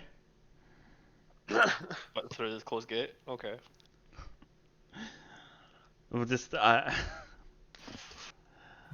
assume there must be some way in, and that there's probably. Yeah. I'm assuming there's So- guards behind the door. So let me to paint the picture as clearly as possible. What we have is like, you know what a barbican is, right? Yeah. Like it's the kind of like the structure that is like a gatehouse with like the levels above it. Yeah, yeah. And It's- and basically you there's have like there's like a gate there, but there's like a theme park door and the gate. turnstile. Yeah. It's like a large like double-doored gate that's clearly made out of like iron banded like hardwood timber or whatever, or probably not hardwood, but anyway, you know what I mean. Like probably like fire hardened. and like there's like a tower on either side, and then there's like a large kind of like castle structure that spans between the two towers, and like it would be where like the portcullis would get pulled up into, and all of that. But then there is a smaller door, like a companionway door that's set into the larger doors. Oh yeah. And so there's like this kind of, they've made this kind of like half circle of like clear space in front of the Barbican, where there's a bunch of guards that are like standing around in case there's a riot that needs to be put down. And then at the edge of this kind of like half circle of barricades, there's like 4 or 5 of these scribes who are doing this whole like, please present your number, like behave in an orderly fashion, like trying to take down people's information so they can figure out how to process all of these refugees. And the refugees are in no way making this an easy or smooth process because everybody's yelling, trying to be heard all at once. Okay, so what I get from that is there's definitely a door they can attempt to go through. Yeah, I mean, like, if you could make a sufficient enough distraction, the party could theoretically try to, like, rush the barricade and slip in through the door. On the other hand, you could just do the thing, like, I'm gonna give you this one for free because I just want to make sure that you remember. You could just mention Sir Ulrich and ask if you could go see him. I was going to do that. I was going to say. But Oh, he's no, I I want to see what he's going Yeah. to do. Ray said to walk through, so I'm walking through. Alright, so I tugged Boasting Boss to come with me as well. Oh, God. Okay. And then I'm gonna here's what I'm gonna do. I'm gonna go up to Lucian and I'm just gonna tap him on the shoulder and just be like, "Hey, it's been a while!" And I'm gonna smack him in the face. Cause he tried to sleep with me when he was drunk and I was not having it. Okay? Fuck Okay, that so guy. You push up to the edge of the barricade, like you kind of like make your way through the crowd. Scribes. And there's this familiar looking scribe, and you're like, hey, and he kind of looks up and like his eyes like narrow when he sees you. Oh and shit. He's like, Ray, I thought you'd left the city after what happened, and then you just slap him. No, fuck. So when he hits the ground, I'm gonna, cause I know the guards are there, and I know Right. I know Boasting Boss' reputation. I'm just gonna Yeah. scream, "Hey everybody, come get your money, Boasting Boss back!" Oh my god. Fuck you guys. Okay, no. so Lucy takes a smack in the face, falls down. A bunch of the guards look towards you, and then you yell that out. Can I get you to make me a persuasion check? My persuasion is actually 8 base. Fuck. Oh, Okay. my god. Okay, so here's what I think happens. You do all of this. You smack this guy, you knock him down. A couple of the guards come over to like help him up, and they're like giving you like the evil eye, like what the fuck are you doing? Like are you trying to start something? And then you start yelling about Boasting Ba and like come get your money, and like some of the guards recognize Boasting Ba, right? So they're like, oh hey. But the other thing is you're surrounded by a crowd of refugees who just heard the word money. Yeah. So, like, a riot breaks out. Good. Just as planned. Right? Like, a rolling, like, maelstrom of people pushing and shoving and trying to figure out what's going on. Like, guards surging to the front to try to keep the barricades from being knocked over. Like, it definitely creates this opening where the other 3 of you that aren't Ray and Boasting Ba could definitely slip around behind the guards and make through the gate into the city. And roast there's elf? Sayani facepalm number 34. Can I roll stealth and see if in the confusion I can slip away? You can attempt to use your small halfling stature to stealth through the crowd unnoticed. Can I offer my arms Fuck. to the ladies and just say, well, Shall we go then? All right, Thancred, calm down. You want to lucky that or? Yeah, I'll look at that. Yeah. I guess I'll have to do the same thing and just try and sneak through. Oh, There's no point in trying to reason with anyone anymore. Yeah. hey. Okay. So I will give Lucina and Siani and Vert advantage on their like stealth checks to try to slip in behind the guards unnoticed. oh, thank God for advantage. Look at Vert being a fucking boss. Twin 17s. Okay, so yeah, like the four of you, Baw included, because Baw just like melts into the crowd and is just like crawling between people's legs. Like all of you make it inside. Right, Ray, so- what was your plan? My plan. Distraction? No, I can Chaos? just Plan see for over me the to crowds of fucking people. eat and him to slip away. I can But just fuck- see. fuck Ray. I can just see over the crowds that they've escaped in. So Yeah. I'm going to use my half-elf athleticism to just hop my way over a couple of backs and jump my way to the door. All right, give me athletics or acrobatics, whichever one. I mean, they're See both if the you can- same. See if you can make it. Oh fuck! Oh no! No! Okay. So, I have a question for the other four of you that aren't Ray. Cass, you don't get to speak right now. What were you going to do once you got inside? Were you just going to go off looking and not wait for Ray, or I was going to wait. okay? I was Is- not going to wait after they threw it- me on the fucking in front of the bus there. Is Mom gonna step in and drop Dad's name to get Ray out of Who's Dad's name? Sir Ulrich? Oh, yes, I will. I will rescue Ray. Okay. So I think what happens here is you try to like hop across the backs of some of the people and like tumble past some of these guards, and like they're just not having it, Ray. Unfortunately, you are tackled to the ground, and like you are put in chains, right? Like because you started a riot for all intents and purposes, and now the guards are having to like contain the trouble that you've caused. And so when you are brought through the companionway, like that leads through the Barbican, you see your friends standing on the other side. I mean, maybe Baw's like taking Minus off to go me. find I'm a fucking bar. hiding, man. Like, fucking, he just called me out from everyone. I'm fucking off. Like, fuck. Oh, fair, yeah. So you see Vert and Siani and Lucina at least, and they bring you through, and they've got your friend Ray in chains, and it sounds like Lucina, you're going to intervene here. Yes, I will. I will rescue Ray. Okay. So you just kind of like step forward and you're like, hey, we need to see Sir Ulrich or whatever. We have very important business. Yes. Yeah. Okay. So they kind of stop and they regard you. Forgive my idiot son. Yeah. They stop and they regard you levelly, and then like they kind of look at each other, and one of them's like, oh, you don't suppose these are those adventurers that Sir Ulrich was talking about, the ones that saved them?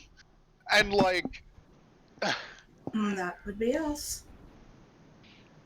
and then they just kind of look at Ray and they're like, why didn't you say so? Ah, Please Space forgive bomb my number companion. 35. how He- long he's have been you lived under in a- Baldur's Gate? Nothing ever goes right here, even when you want it to. I will put on the most professional air I can as a cleric and say, please forgive my companion. We've been under a great deal of stress, and unfortunately, he deals with it in rather peculiar ways. But if you will please allow us to continue on, we have very important news to deliver to Sir Ulrich. Aye, it seems like your companion here has particularly self-destructive coping mechanisms. He might want to see some therapy. To say the least. We're very sorry about that. Yes, I do agree that he requires therapy, and that's something that I am actively trying to pursue for him. Well then, you'll forgive us if we don't remove his chains, considering his crimes, but and like one of them moves to open, like there's another door that like leads into the actual like interior like tower structure of the Barbican. They're like, if the rest of you would come with us. Oh no, maybe a leash on him is a good thing for the time being. But I got you in, didn't I? You didn't even wait to see if there were other options. The stupidest way through is not always the best one. But, oh, what's the point? Yeah, and he's just kind of like, the guards are just like shaking their heads. It's just like, it's amazing that you put up with somebody that's this crazy, considering the rest of you seem to have a good head on your shoulders. I like that I'm the crazy one now. This is great. It takes a variety, I suppose. I mean, look, everybody gets to be the crazy one some days. Can Like, we Vert talk was about the crazy fact, one right? last time. Can we talk about the fact that during this whole scene, Vert is still holding the stringless harp? Yeah, right. They're still holding the circus sign, and they're just kind of like not paying attention to that because they don't want to ask any questions. What, they don't want to ask any questions from the scary 7-foot-tall deer man? No, Exactly. of course not. That's why they don't. But yeah, I presume that you follow when bidden. Mistress Lucina, Yes, Barrett? what is therapy? Therapy is when you talk to a professional person about any A form of mental healing for the or mind. mental or emotional difficulties, such as somebody who perhaps sees people or hears voices that are not actually there, or somebody who has experienced something traumatic and needs help dealing with their feelings on it. Ah, that was a good suggestion by them from Mr. Ray, then. I should Yes, it was. think. Perhaps Mr. Baugh would find solace in that as well. I fear he might be beyond help.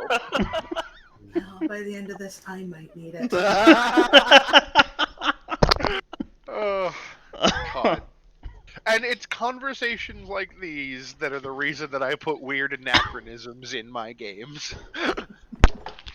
But yeah, so as I said, I presume you follow when bidden. So like, I assume you haven't gone too terribly far, Shanks. Like, you're probably hiding nearby. Yeah.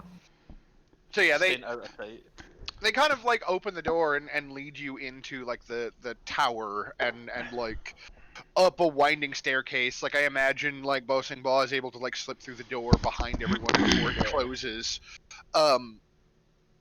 And they lead you up this kind of winding spiral staircase, and then they lead you up to like the uppermost floor of the kind of like gatehouse section above the basilisk gate. And it's up here that you come to like a long hallway, and you can hear that there's like, and when I say a long hallway, it's like the hallway that crosses from like one tower on one side of the gate to the other side, and there's like a door in the middle of the hallway, and you can hear that there's like a bit of like heated discussion coming from the room. And like one of the guards that had Ray like in chains is just like, give us a moment, I need to go knock on the door to make sure that everything's fine. And he kind of like leaves you to stand and wait, and then heads over and like knocks on the door, and then like opens the door and steps inside. I don't know if anybody wants to try to like eavesdrop or not, but if you would like Yeah, to, I will. you can make perception checks for sure. Does anyone want to help me with these? I got you in. Really? Really, Ray? If you didn't Really? throw me under the bus, I would consider helping you, but I'm the person who did, so you can go fuck yourself. Yeah, can I try and help Ray out of the handcuffs?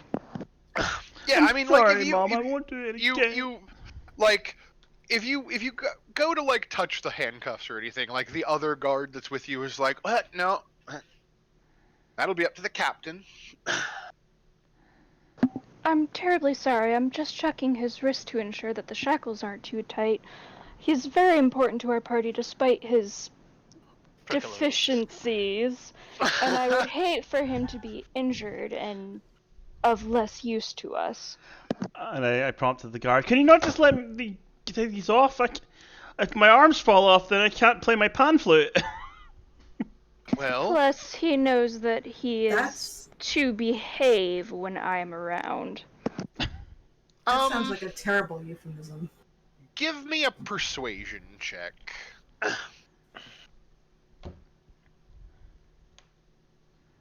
Okay, yeah, he kind of like regards you for a moment in the very like you're momming both Ray and him now.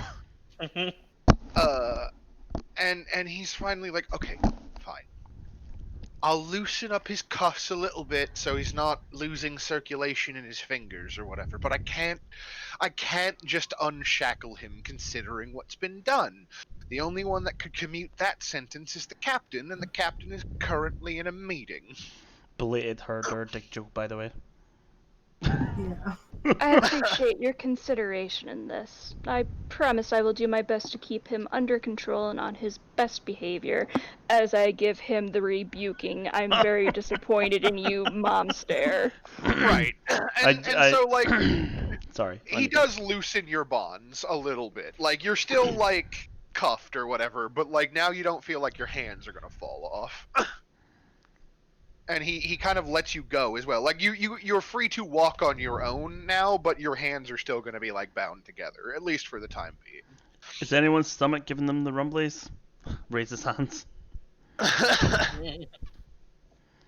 You're just determined to make trouble, aren't you? So for those of you that did make perception checks, and I think it was both Lucina and Vert, and both of you rolled pretty well. Pretty well. Not 20 BB. Yeah, so basically the summary of what's happening is there are several gentlemen in that room that are having like a slightly heated conversation.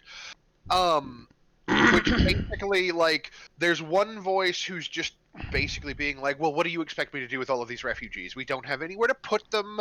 We don't know which ones are capable of doing work and which ones are going to need handouts. We can't just let everyone in. There's not enough room in the city. And then there's like another like counter voice that's being like, well, I think it would be good as a political statement if the city of Elturel has truly fallen as we've been told, to ingratiate ourselves to these Elturelian refugees, because there's going to be a lot of them and they're going to make up a percentage of the population that they've not made up before, and if we were the ones who were good to them, then they'll owe us favors.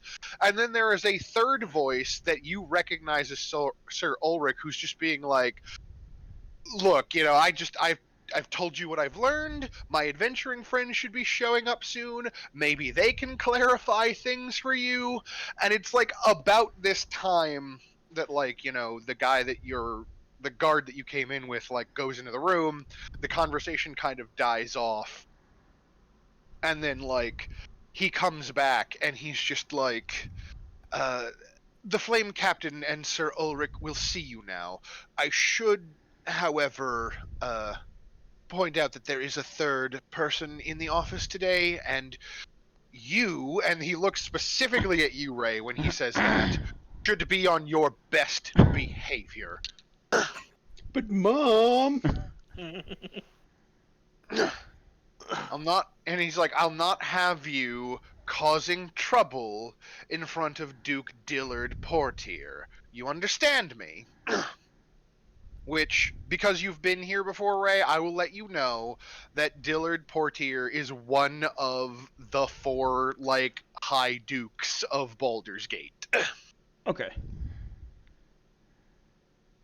So, and he's like, are we clear? I just give a awkward chuckle of, I don't really have a choice, do I? Good old Baldur's Gate. Yeah.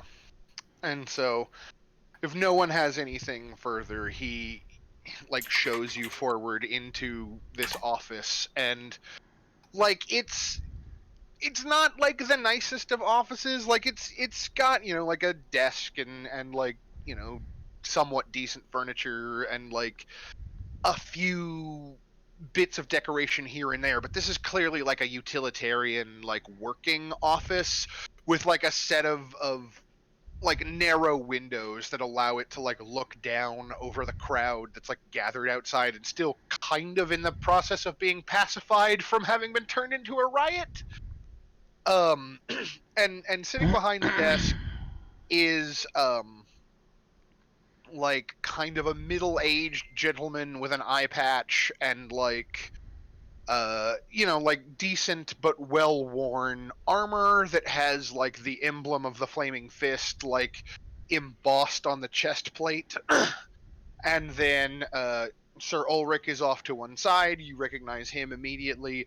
And then the third individual in the room is this kind of like portly looking gentleman with like, you know, rosy cheeks and mutton chops and like a big nose. He's got a monocle on and he's clearly dressed like a noble with like very little regard for like how people in the low city might, you know, react to the way that he's dressed, right? Like he is all about conspicuous wealth. And again, like Ray, you recognize this gentleman immediately. He's one of the 4 High Dukes of Baldur's Gate, like the 4 highest nobles that make most of the decisions, you know, where politics in the city are concerned. Mhm. And as the group of you enter the room, they all turn to regard you, just like, you know, as a unit. And then I think the man sitting behind the desk with the eye patch looks at you specifically, Ray, and then looks down at your hands, and then looks at the guard standing next to you, and it's just like, why is this one in chains? I want to roll Well, persuade. I wish to roll persuasion. I wish to Okay. persuade him that the guards were playing a prank on me, and that it was been a good laugh, and they can carry on. They thought it would bring up a smile to his otherwise shitty day. I'm going to give you disadvantage on this one because there is evidence to the contrary. Shh. Yes. Okay. So, yeah, you make your Well, I case. don't hear me out, right? I don't want the guards to get in trouble because they're clearly just doing Right. their jobs. Right. So yeah, you make your case. Like the guards kind of like look at you in exasperation, and like one of them like begins to be like, "No, what you see what actually happened?" And he's like, "You know what? I don't care. Sir Ulrich has spoken for them. I'm sure whatever it was is fine. Unchain him and leave. We have business." Just a small riot outside. Ray made it worse. Yeah, and so yeah, they remove your shackles, and the guards just kind of like look at each other with that like, oh, this guy's in trouble, and then they just like they fuck off. And I think it is Dillard, the overdressed noble, who is the next one to speak, and he's just like, what's this about a circus act? It is a place of joy and carefreeness, which I've been told will bring ease to the city of Baldur's Gate. Yeah, and he looks at you, and then he looks at the man behind the desk, and then he looks at Ray, and then he looks back at you, and then is he serious? Oh yes, I'm told it is quite a spectacle to behold. I've never attended one myself, but my friend assures me that this will help. Yeah, and I think just like everyone just kind of lets out an exasperated sigh. They spam number 36. Yeah. Yeah. And regardless, it takes a minute for everyone to kind of like recover from all of this. But eventually the man behind the desk just like settles back into his chair, and then like is kind of like, I would offer you all a place to sit, but clearly I am at a loss for a sufficient amount of furniture, but I'm told that you are responsible for rescuing our good Sir Ulrich from the basements beneath Fort Morning Lord. I have a small shudder down my spine, remembering the fucking horrific throwing up demon. Yeah. I scratch my arm a little bit. Zania will nod and say that was not to make a pun, a hellish night. Aha! I see what you did there. No. Yeah, and he nods and he's like, I imagine it must have been. I suppose that we should thank you for your service to the city. I'm also told that you were present in Elturel when the calamity happened. Can you speak to that? Yes. I guess we all just collectively nod. Is Bot in the room with us, or is he still sneaking around? Yeah, I assume Ba Yeah, I'm just, slugged kind of into the following room at behind some you. point. Yeah. Kind of covering your half- face a little bit, you know? Yeah, like keeping my head down, my hood up. Like, Halfling From- appears out of stealth mode in the back of the room. is there what any I food in the room? Can I just understand- be eating that food in the corner? Like, You're picking at like a cheese plate or something. yeah. I don't know. I just pictured him sitting on like a fucking bookshelf, and it just falls through because he's so fat. But anyway, Anyway, sorry, Lisa. you were saying, Avisa? From what I understand, we were all traveling through the area when, well, everything happened. We came together to see how we could help, and we've been traveling together since. Yes. Well, I heard that the city was destroyed then. Yes, the city has fallen. And you've not... Well, no, I don't suppose you, as adventurers, would have known whether Ravengard was in the city or not. Though, Ulrich would seem to want me to believe that there's a possibility that he might have survived. Do you have a reason to believe this might be true? Apparently, Only that we never saw him dead. Who? Oh, Duke Ravengard, the guy the- that they were looking for or waiting for to Yeah, get orders from. The two knights were sent out to check and see if Ravengard was still alive because he was on a diplomatic mission to Elturel when the city was destroyed, and you basically told them that the city was destroyed and they knew he was there, so they were suspecting he was dead. And then I believe Ray succeeded in a persuasion check to be like, buck up, he might not be dead, and it kind of worked, but you don't have any evidence to back it up, right? It's like I'll just explain to them. They're like, well, we don't have any physical evidence to say he's dead. We don't have any physical evidence to say he's alive. What I do know is that he's a hard bastard, and it take more than that to kill him. That is true. You would know that to be true, and to that extent, they do kind of nod. Everyone in the room is like, yes, well, I suppose if anyone can survive the destruction of an entire city, it would be Duke Ravengard. I like to imagine that there's just bones everywhere, and every time I mention it, they just get crushed a little more. Right. Our group of survivors might not have been the only one.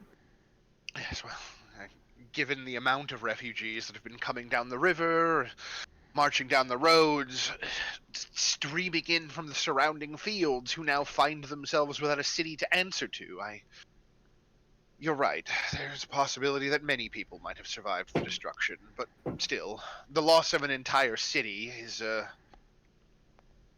Devastating, to say the yes, least. and a source for great concern as well.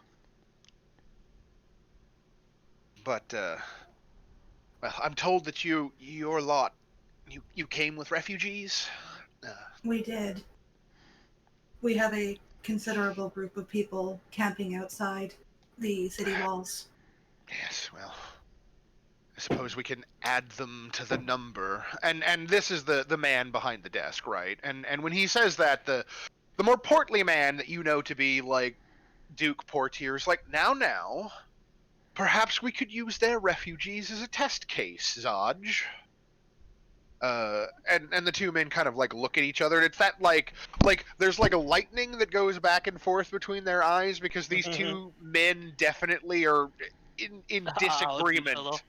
Yeah, about what to do about the refugees, and he's like, and what is that supposed to mean, Duke? That we should take the refugees that specifically came with these fellows and allow them into the city and only them? How is that going to look?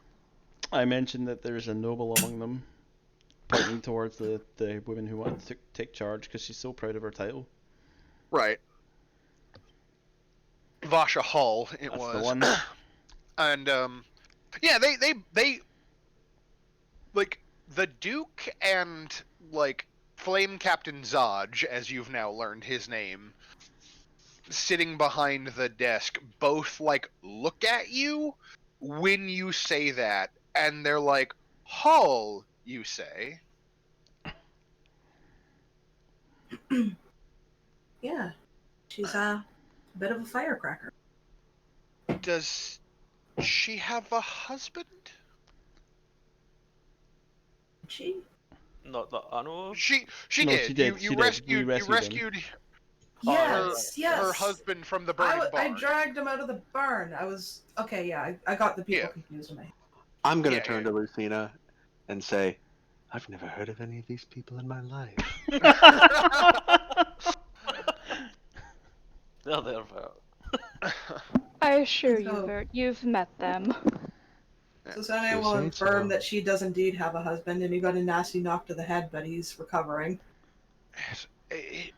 Is his name Sergen by any chance? Which, yes, the answer is yes. Just for the record.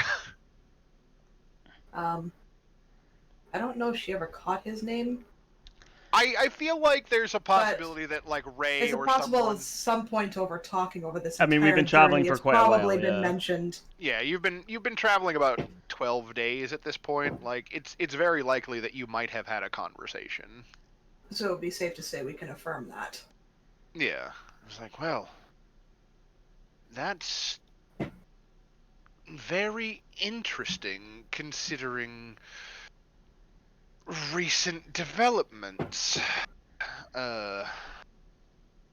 Perhaps.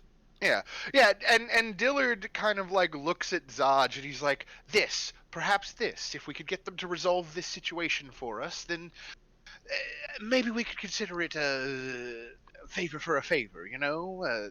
They scratch our backs, we scratch theirs. They solve our problem, we let their refugees in. Yes, is that satisfactory?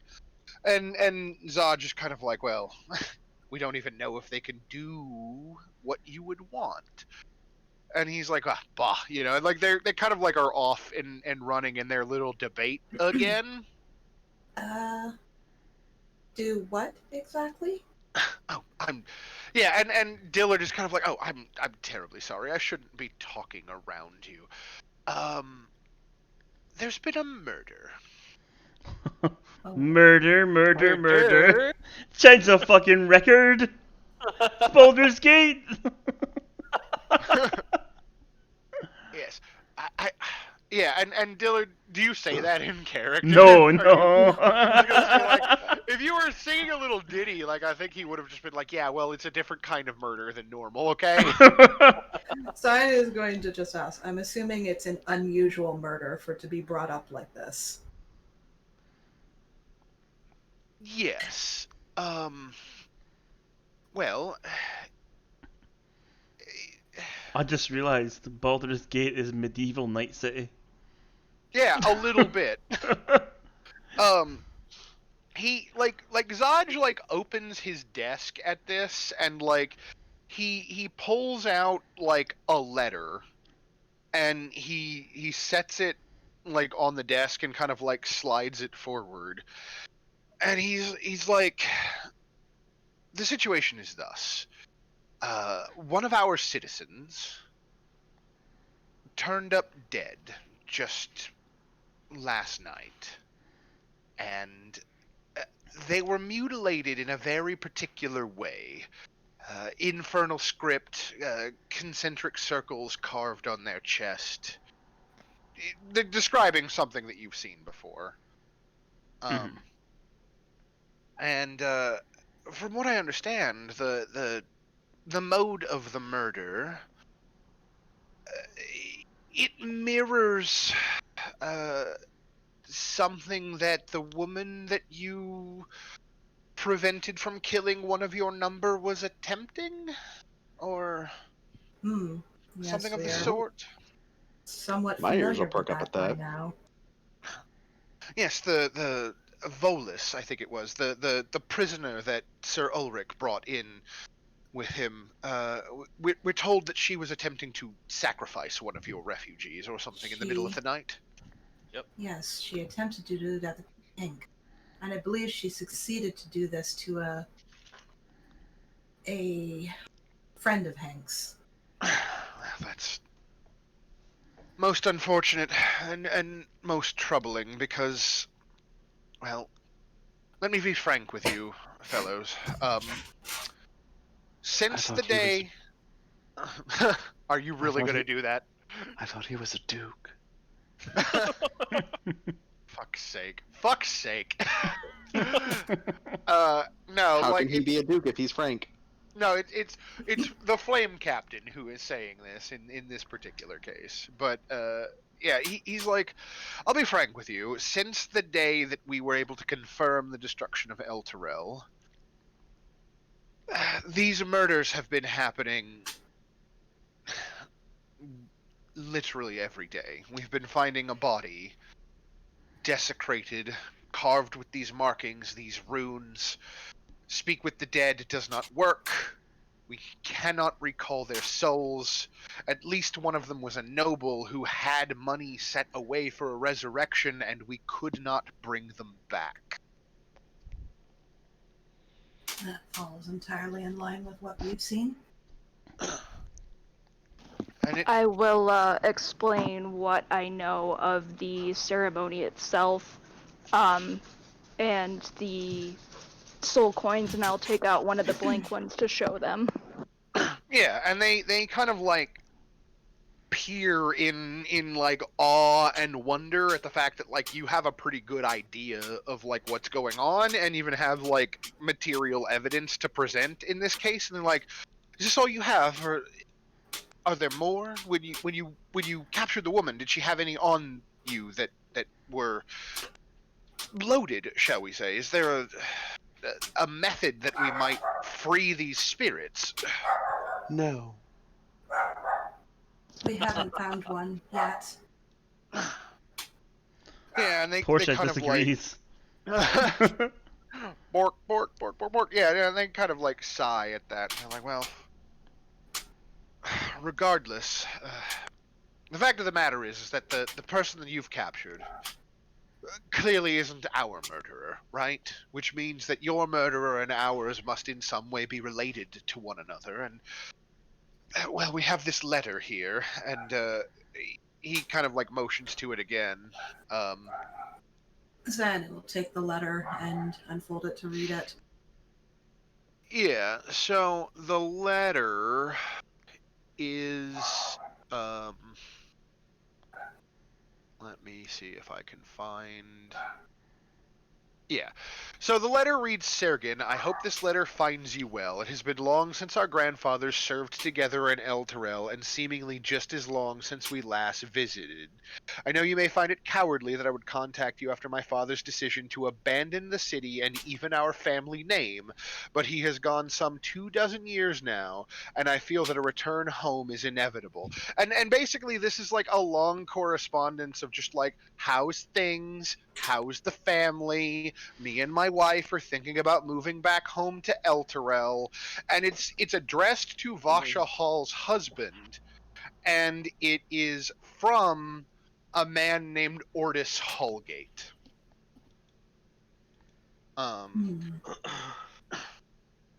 And like we found this letter ready to be sent in amongst the things that were in the home of the person who was murdered just last night. And when we heard from Sir Ulrich that the person who was meant to receive this letter was among your number, well, Yes.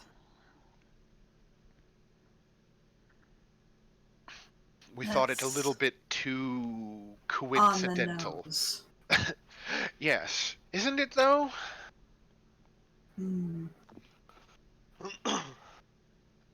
Sonny's just thinking back on the weird speech the murderer made about a deal being made and all the little bits and pieces of information they've picked up that are all obviously pieces to a puzzle that isn't quite there yet. I need to start making, like, I need to make a fucking screen to make you guys a Pepe Sylvia board. Oh my god. It's Pepe Sylvia! It all goes back! You know, so we can start putting, like, this family name and, like, the red string and everything, so you can try to start piecing it together. Yeah. It's always been about Pepe Sylvia! But yeah, and so they're just kind of like, perhaps, well, I don't know that I should speak for you or the refugees that are traveling with you, considering we've only just met, and I only know you as the person who saved our dear Sir Ulrich. But the thought occurs to me, and this is the Duke speaking, perhaps if you might like to engage in a bit of investigation, try to deduce the nature of this crime. I take a moment to take. I'm gonna take my hand and I'm just gonna go to one of the nearby chairs and just go. And then I'm use my performance of creation to pull out a magnifying glass. And just be like, murder, you say? Most foul. Murder. On number 36. Yeah. Why would we do that? If we do investigate this matter for you, do you agree to take in our refugees and provide them with the assistance necessary? Why do we care, Lucina? They have no consequence to us. What will we get out of doing this ungodly favor for them? The protection and care for the refugees. It sounds like After there's soul coins the involved. immense effort we took to get them all the way here, wouldn't it be a colossal waste to see them go to He doesn't give a fuck. Like, it sounds like there's soul coins involved. Maybe get him one of them. I'll take a moment to just go up to Vier and just go, listen. If we let them live, some of them might be good for a hunt. What? No. Master Ray, I fear you've misunderstood me. I don't hunt people. Just because I don't care for their well-being doesn't mean I wish them harm. I was meaning they could join you and help in the hunt. I need not help from them. My point being, we've already wasted enough time and energy getting them here. In fact, we should be rewarded for our services thus far, protecting the people whose charge it is of these men to protect. Perhaps if we do this favor for them, we'll find some unsavory individuals and perhaps even fiends that you'll be able to sacrifice to Bashaba for her favor. I fear that all of you have misunderstood my intentions here. I fear that the devils are having their work with your mind, Viert. Okay. Let's look at it this way. This is obviously another soul coin murder, something we are obviously invested in. Go on. The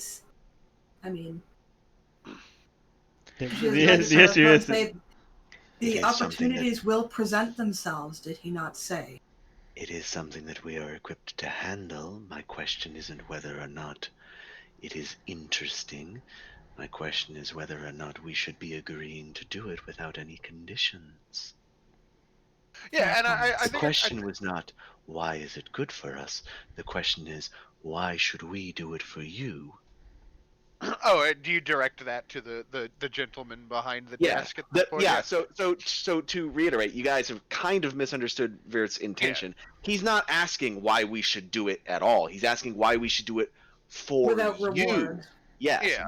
What are you gonna give us to do it for you? That's why he's Sure. That's what he's Okay. questioning. Yeah, and like there's a bit of like I think like Duke Portier's like, given that he's a bit of a pudgy man with like rosy cheeks and a big nose, is like getting a little sweaty at this point, and he's like pulled out like a handkerchief and is kind of like daubing his forehead, and he's just like, well, uh, I mean, we wouldn't expect you to do it for free. Obviously, I had thought perhaps, as your tiefling friend suggested, that if you were to help us look into this situation, then obviously we would allow all of your refugees into the city, and they would find a place within our walls. But since that doesn't seem to be enough for you, You should do master that. circus performer, You should Uh, do that no matter what. They're your citizens. they're not our citizens, sir. They are Elturel's citizens. And Elturel is a kingdom that we have a long and storied rivalry with.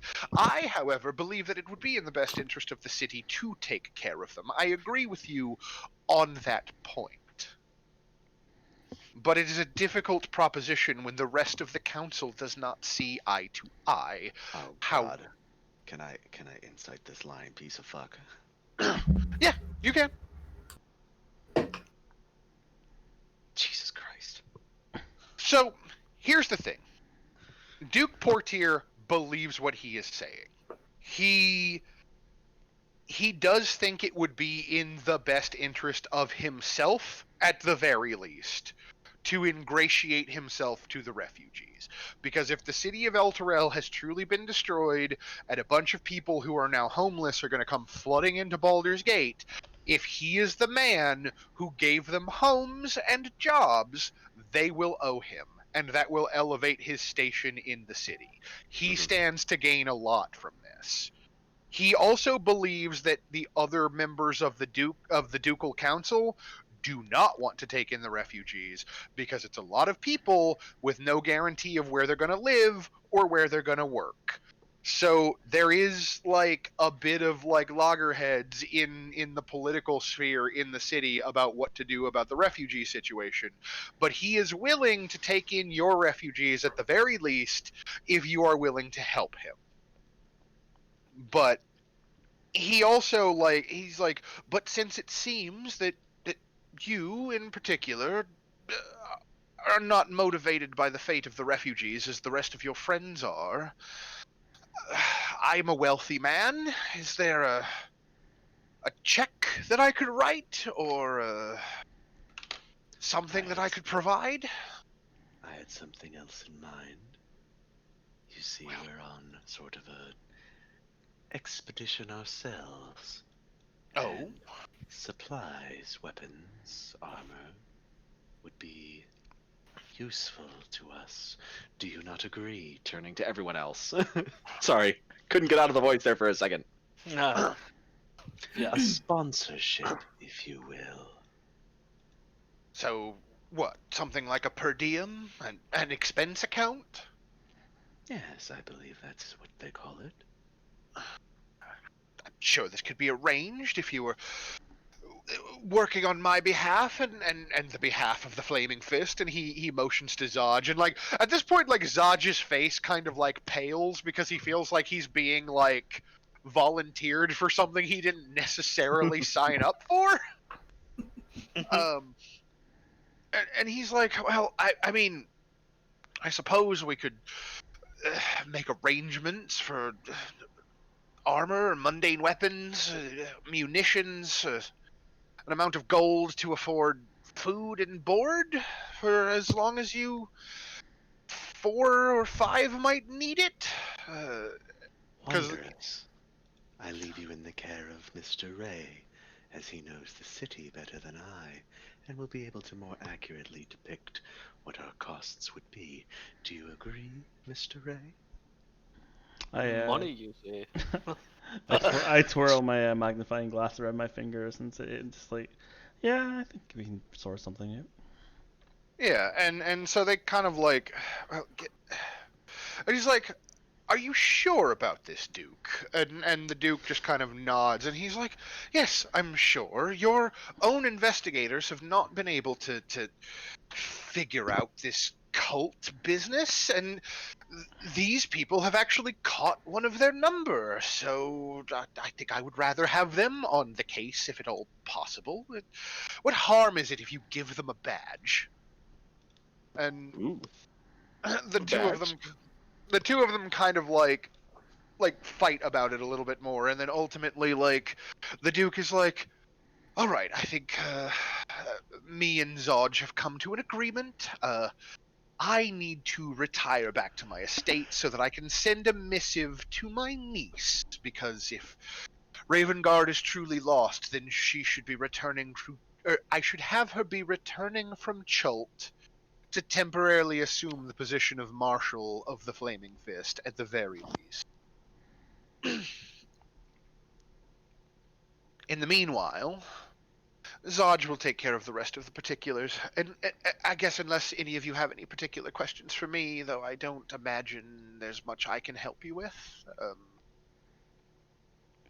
He kind of just waits to see if anybody wants to direct anything to him. Like, he's trying to make himself available, but he's clearly that kind of politician who doesn't know how to talk to regular people. I approach him and ask like, very very cautiously, what's the going rate on ball just now?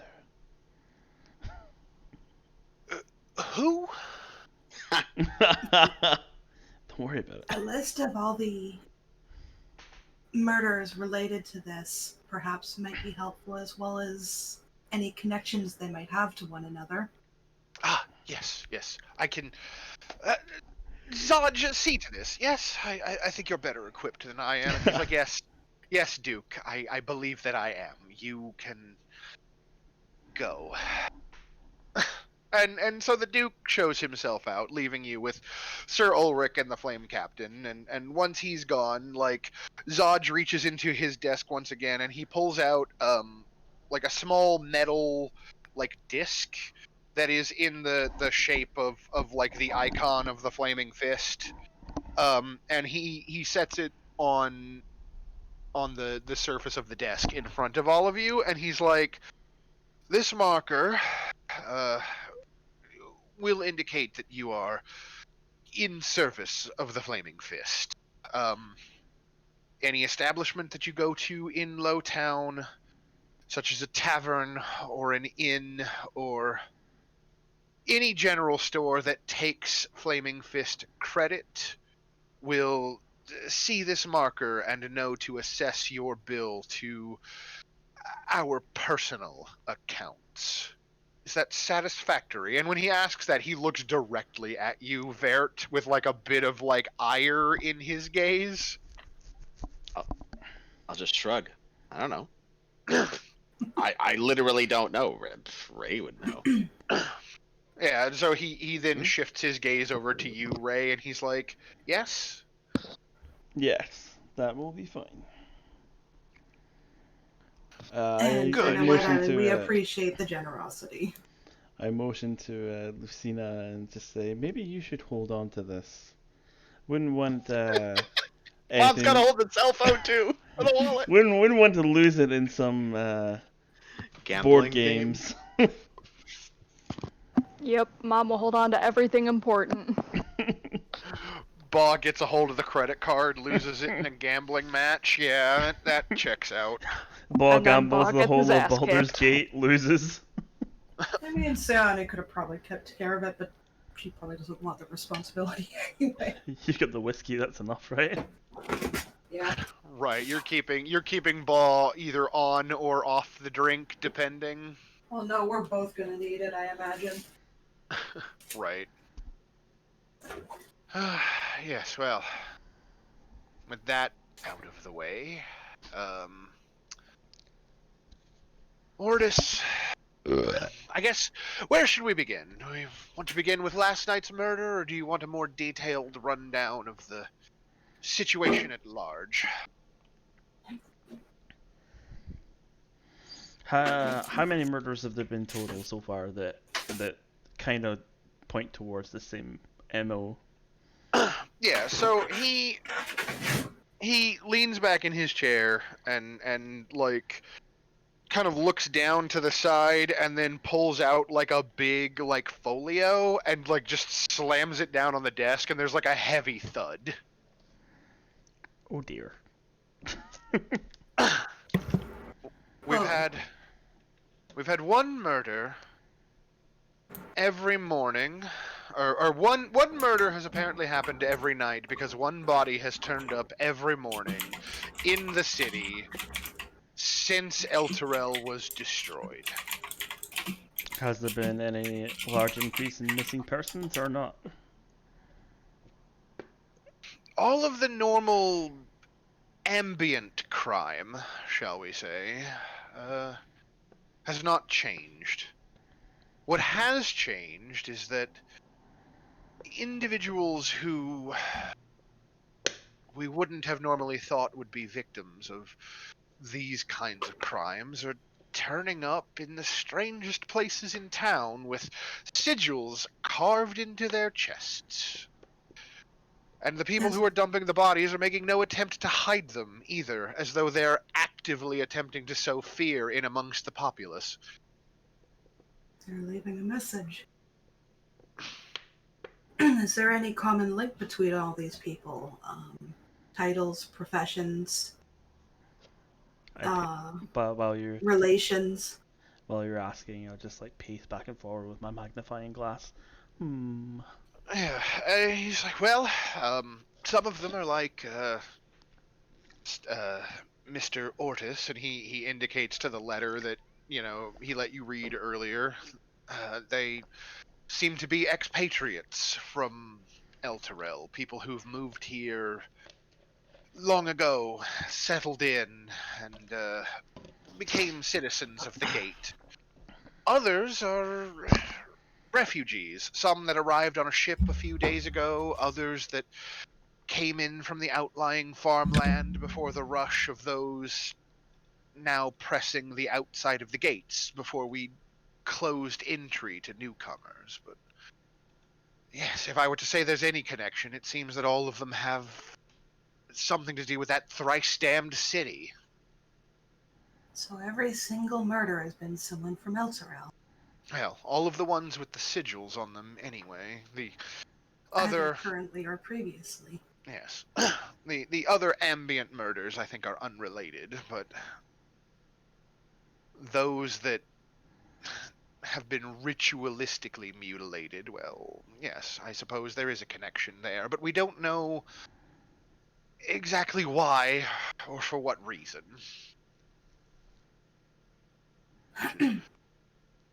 Part of the need for the investigation. What was the murderer's name again? Volus was the woman that you apprehended. Yeah.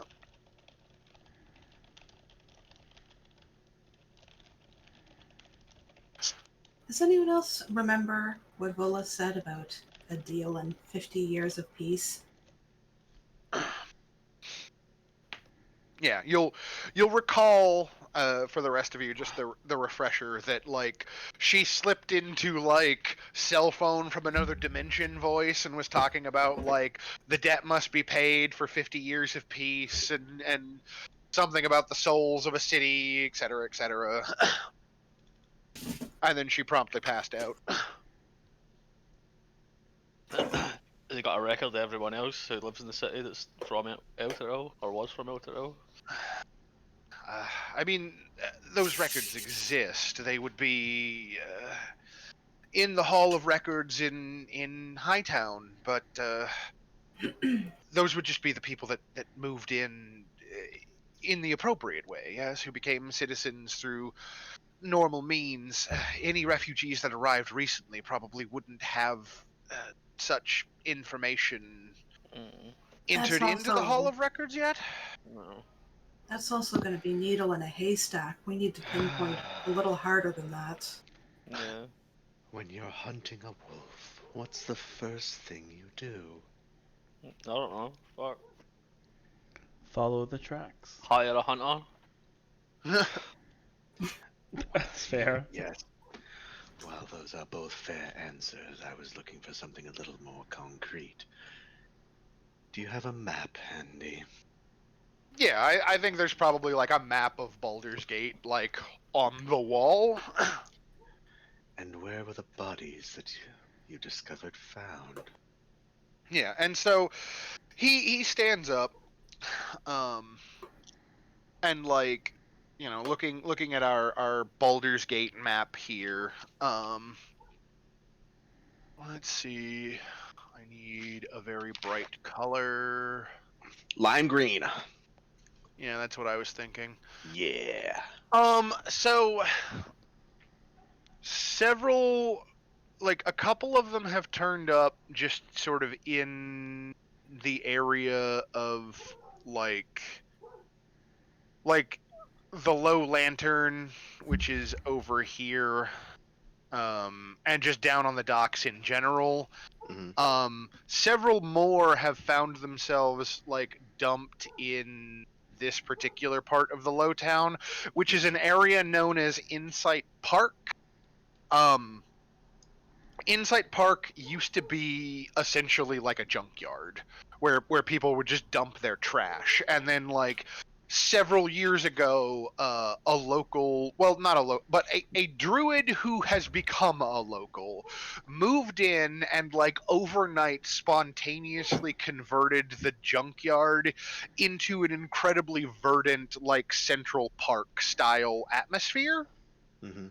Um and like bodies have been turning up in the park, which has led the druid to become like rather incensed and is constantly trying to get somebody to do something about the situation, more than just come and take the bodies away, right? Like, you know, like the people come and they take the bodies away for the investigation, but like bodies keep turning up, and he's just like, is anybody going to do anything about this? um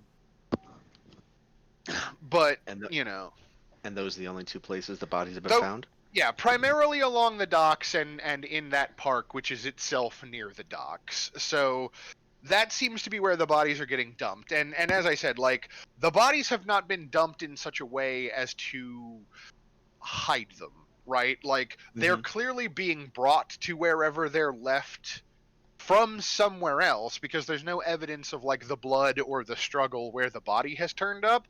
But these bodies have been like left out on the hiking trails in the path where someone, or in the park where someone is clearly going to find them. Like one of the bodies was like just out in the middle of the street just off the docks, right? Like whoever's leaving the bodies wants people to know that people are being killed, and they want people to be afraid. Okay. So having that, Vert's going to go over to the map and he's going to draw two big circles. Yeah.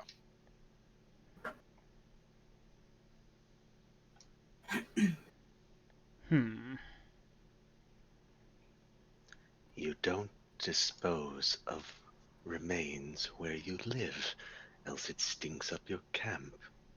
So now we have an area of hunting that that the perpetrator is comfortable with, and an area in which we will most likely find them, allowing us to narrow down our search.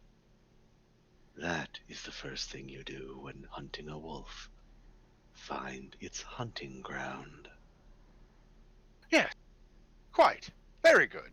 And you know, this is Zodge just being like, oh yeah, no, that's remarkable. Like, good play. It's like, also, I do have other information that might be helpful as well, if you would like. I have the address for the gentleman who was killed last night. He is survived by a wife. If you wanted to go interview her. Also, the other bodies. The other victims have been preserved. We have them at the Candle Hollows funerary arrangements. If you would like to go visit the bodies and observe them yourself. Wouldn't be a bad idea to talk to the wife.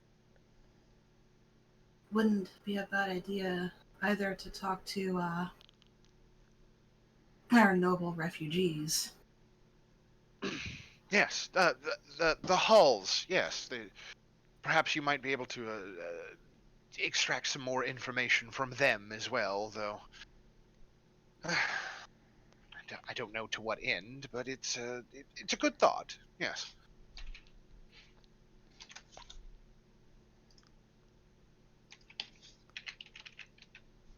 And obviously, if we turn up any more information on our end, we will certainly let you know.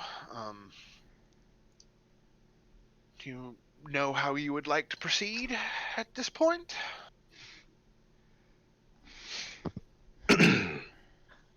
Perhaps we should take a multifaceted approach. I can search the hunting grounds while others search the homes and the morgue. That is an Lucina option. Lucina may be of great use to us at the mortuary, I should think. And Yeah. Mr. Ray, you're quite the silver-tongued. Perhaps it would be best for you to speak to the families. Makes sense. What do you want me to do? Oh, you flatter me.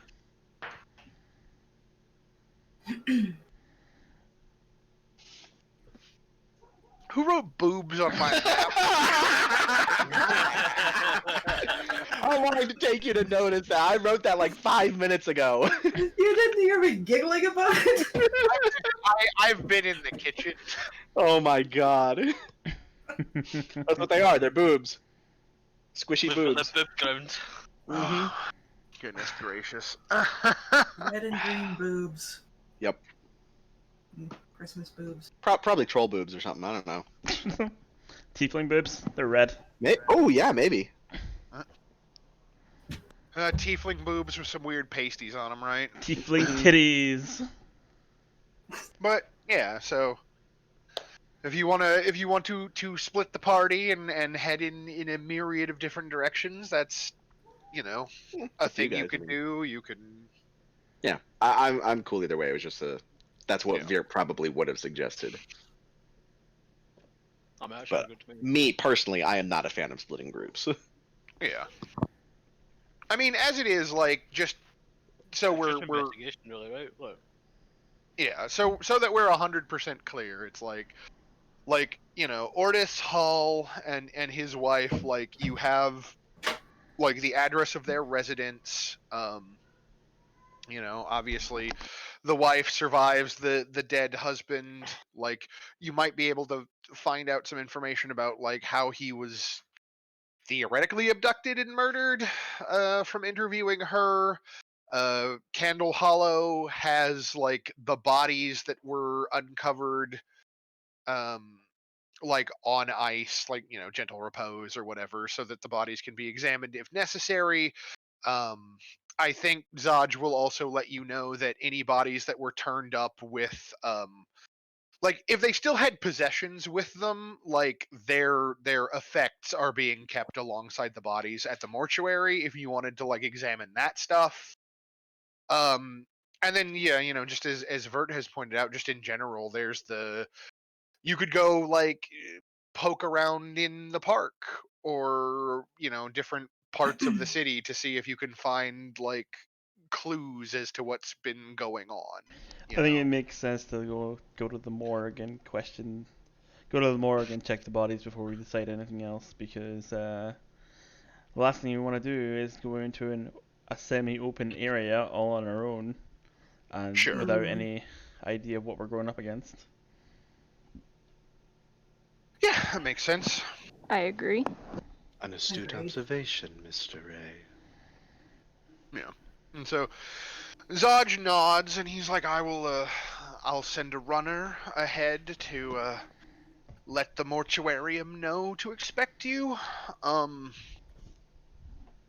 you going to head straight there, or would you like to acquire accommodations, or I suppose, given what the Duke would have liked, we could see to it that your refugees get resettled right away. If you would rather attend to that first, And I would like to recommend we not probably do that because it's getting a bit later and we don't know how long we're going to be. And Yeah. maybe worth kind of trying to wrap up just now. Sure. There's one thing I'd like to do that probably won't take very long. Mm? When we leave this place. Sure. Okay. Yeah, I mean, he's basically at this point he's kind of dismissing you. I'm mostly just for the question is more or less like in what order do you want to like go get an in room? Do you want to like see to it that like the refugees get let into the city and settled before you start doing investigating like nonsense? Like I'm mostly just kind of like high level asking like what you kind of want to like focus on for next time, because I realize like we're kind of closing in on when we would normally like end the session anyway. So Yeah, I think Ray's right. I think the mortuary is the right place to start. sure. We can start Okay. there, and then on the way out, we can look for. Well, I think between me and Ball, we could probably find the reasonable. Well, actually, no, forget Ball. Listen, Listen, Bob's been given an expense account. He wants a fucking like 4-star. no, no, Yeah, there you go. you're not allowed the expense account. You have to ask Mom. Oh, Yeah, you have to ask That's Mom. something we can all agree on, like some fucking fancy digs to kick in, and we've been through a lot. We fucking deserve it. sure. I mean, that's fair. That is pretty fair. We can find ourselves Okay. a plan. Just so you guys know, you gave the frugal minimalist person the fucking expense account, so good luck with that. Yes, but hun, think about it this way: they'll be trying to convince you, like I did, to stay at the Sheraton, Marriott, whatever it was, Pentagon, in the super very nice suite that we stayed in. Since we're only going to be there for 40 a day or minutes. two. Yeah, Yeah. that was a nice room though. It was a very nice room. Do you know what I miss? I miss Finn and Arian's bloody room when we were in Vegas. That was fucking dynamite. That was nice. Yeah, that's basically what we had, like the full kitchen and the separate sitting room and the. Yeah. Oh, I remember that actually. I remember you guys talking about that. Fuck. Well, okay, so I will point out this. And what was the thing that you were saying you wanted to maybe accomplish before we finished that you didn't I need think to would take talk very to long? these. Yeah, I need to talk to these guys about their attitudes. Oh no. Which guys? They've got the whole wrong idea about Virt over here. We need to have us a talk. Yeah, I mean, like, I guess what does that look like? As you kind of like wander out of the office, like Ray's no longer in chains. Now you have a task. Like, do you just push one of them like down and just be like, "Hey, motherfucker," No. or like, Just how's this look? Just a minute, if you all will. I believe you have the wrong idea of my intentions. Simply because I have no heart for the refugees waiting outside the city doesn't mean I have no heart at all.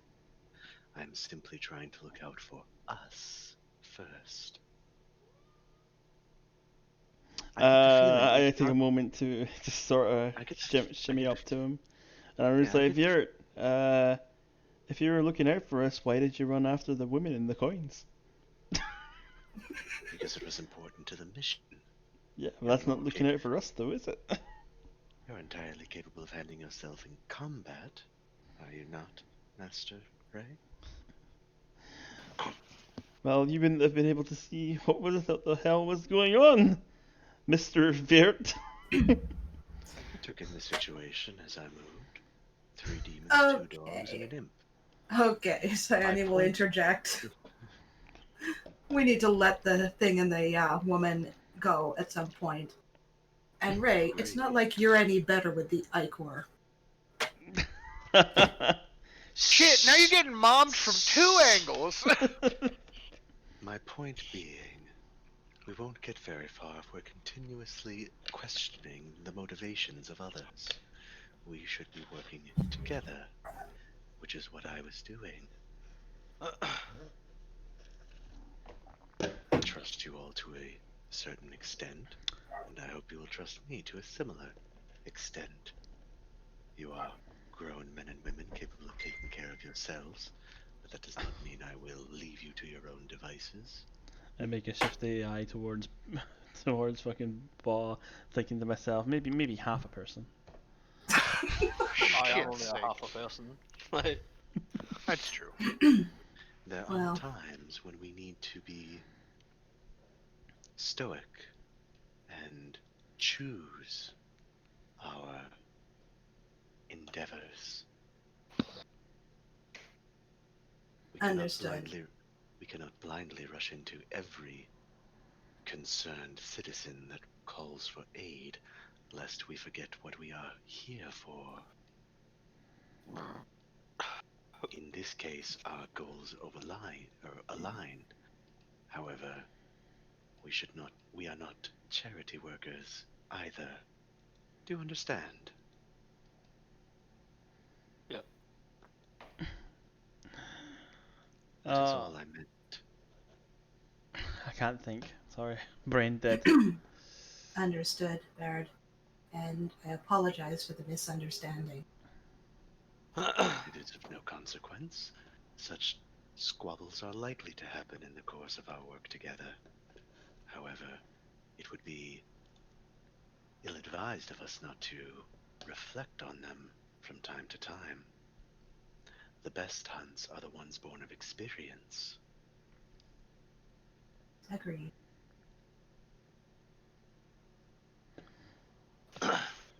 Rad. Rad.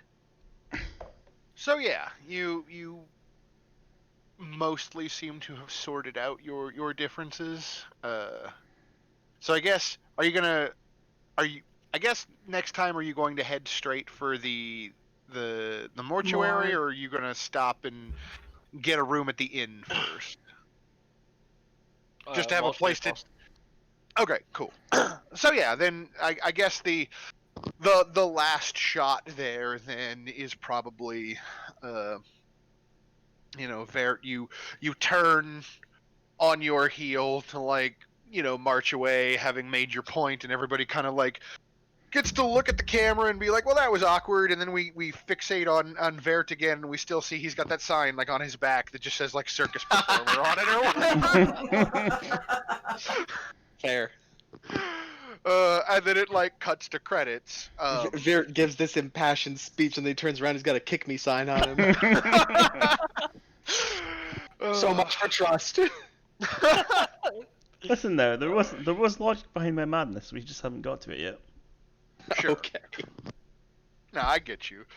But yeah, next time we can pick up at the mortuary. You can start working your way into Downtown. accomplishing this new murder mystery tack that you've been put on. I'm gonna go ahead and say, since you've managed to arrive at Baldur's Gate and you've secured we haven't dealt with it on screen yet, but you have essentially secured the assurances of one of the dukes of the city that at least the 60 or so refugees that are in your charge will be taken care of, so long as you continue helping them with this murder mystery. Hi, Oh Mom. goodness. I will go ahead and award everyone a 250 XP Ooh. quest bonus. Ooh. Oh no! Oh guys, we're so close. We killed one monster. We're level 3 or level 4. And then obviously, if anybody didn't have inspiration after all of the RP this session, absolutely go ahead and tick it on your character sheet there. Yeah, that's a lot of RP. Oh no, we're way far. My bad. It was 2,700 for 4. I thought it was 2,000. Oh, so did we actually get level 4? What the fuck? No. No. Yeah. Oh, right. We're a lot farther away than. Right. Yeah, we're a lot farther away than I thought we were. Right. Yeah. That's fine. And then I think in this case, obviously, I'm seeing piety point for like Bashaba here. Yeah. I'm like Siani is definitely getting one because she's continuing to just float on this path, even though it's probably not always in her best interest. Similarly, like Baw rushing into things, even though it definitely wasn't in his best interest to listen to anything Ray had to say this session. Oh my god. But yeah, I don't know. Ray, you didn't really have too much of a chance to like brighten anyone's mood this time, and obviously I don't think a devotion to the god of the dead came up as much this time for you either, Lucina, but like you're going to a morgue next time, so maybe you can make up for lost time. Yeah, that's fair. mean, slapping the shit out of a scribe amused me, even if it didn't amuse Sayani. That's fair. And like again, once you guys like settle in at an inn somewhere, like I'm sure Ray can fucking make a ham out of himself by trying to perform on stage. Like open mic nights in D&D are always hilarious. God.